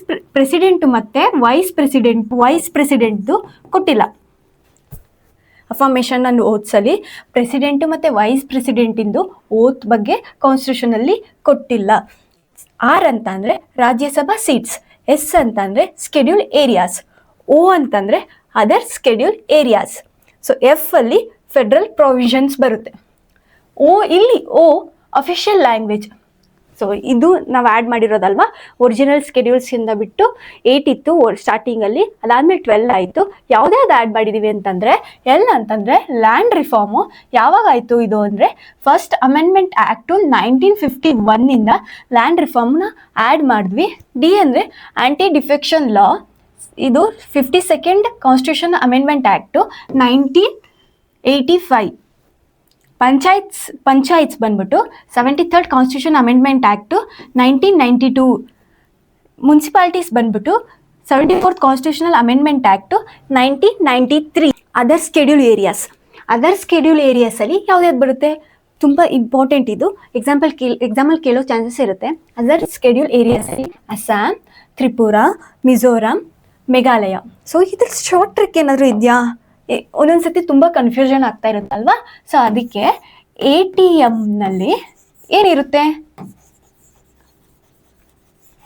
ATMನಲ್ಲಿ ಏನಿರುತ್ತೆ? ಮನಿ ಇರುತ್ತೆ. ಬಟ್ ಏನಿರಲ್ಲ ಅಂದರೆ ಮನಿ ಇರಲ್ಲ. ಮನಿ ಅಂತಂದರೆ ಕ್ರಿಸ್ಟಲ್ಸ್ ಇದಿರಲ್ಲ. ಸೊ ಈ ಅದರ್ ಸ್ಕೆಡ್ಯೂಲ್ ಏರಿಯಾಸಲ್ಲಿ ಅಸ್ಸಾಂ, ತ್ರಿಪುರಾ, ಮಿಜೋರಾಂ, ಮೇಘಾಲಯ ಇದೆ. ಬಟ್ ಮಣಿಪುರ್ ಬರಲ್ಲ. ಇದು ಗ್ಯಾಪ್ನ ಇಟ್ಕೊಂಡಿರಿ. ಕೆಲವೊಂದೊಂದ್ಸತಿ ನಾವು ಕನ್ಫ್ಯೂಸ್ ಆಗೋ ಚಾನ್ಸಸ್ ಇರುತ್ತೆ. ಓಕೆ, ಇದು ಅದರ್ ಸ್ಕೆಡ್ಯೂಲ್ ಏರಿಯಾಸ್ ಆಯಿತು. ನೆಕ್ಸ್ಟು ಫೆಡ್ರಲ್ ಪ್ರಾವಿಷನ್ ಅಂದರೆ union, concurrent, state list 3 list ಬರುತ್ತಲ್ವಾ. ಸೊ ಯೂನಿಯನ್ ಲಿಸ್ಟಲ್ಲಿ ಎಷ್ಟು ಸಬ್ಜೆಕ್ಟ್ ಇದೆ ಅನ್ನೋದು ಕೇಳ್ತಾರೆ. ಇದು ಇಂಪಾರ್ಟೆಂಟ್ ಆಗುತ್ತೆ. ಯೂನಿಯನಲ್ಲಿ 97 100. ಸ್ಟಾರ್ಟಿಂಗಲ್ಲಿ 97 ಇತ್ತು, ಈಗ +3 ಆ್ಯಡ್ ಆನ್ ಆಗಿದೆ. ಈಗ 100 ಸಬ್ಜೆಕ್ಟ್ಸ್ ಇದೆ. ಸ್ಟೇಟಲ್ಲಿ 66 ಇತ್ತು, ಈಗ 61 ಆಗಿದೆ. ಕನ್ಕರೆಂಟ್ ಲಿಸ್ಟಲ್ಲಿ 47 ಇತ್ತು, ಈಗ 52 ಸಬ್ಜೆಕ್ಟ್ಸ್ ಆಗಿದೆ.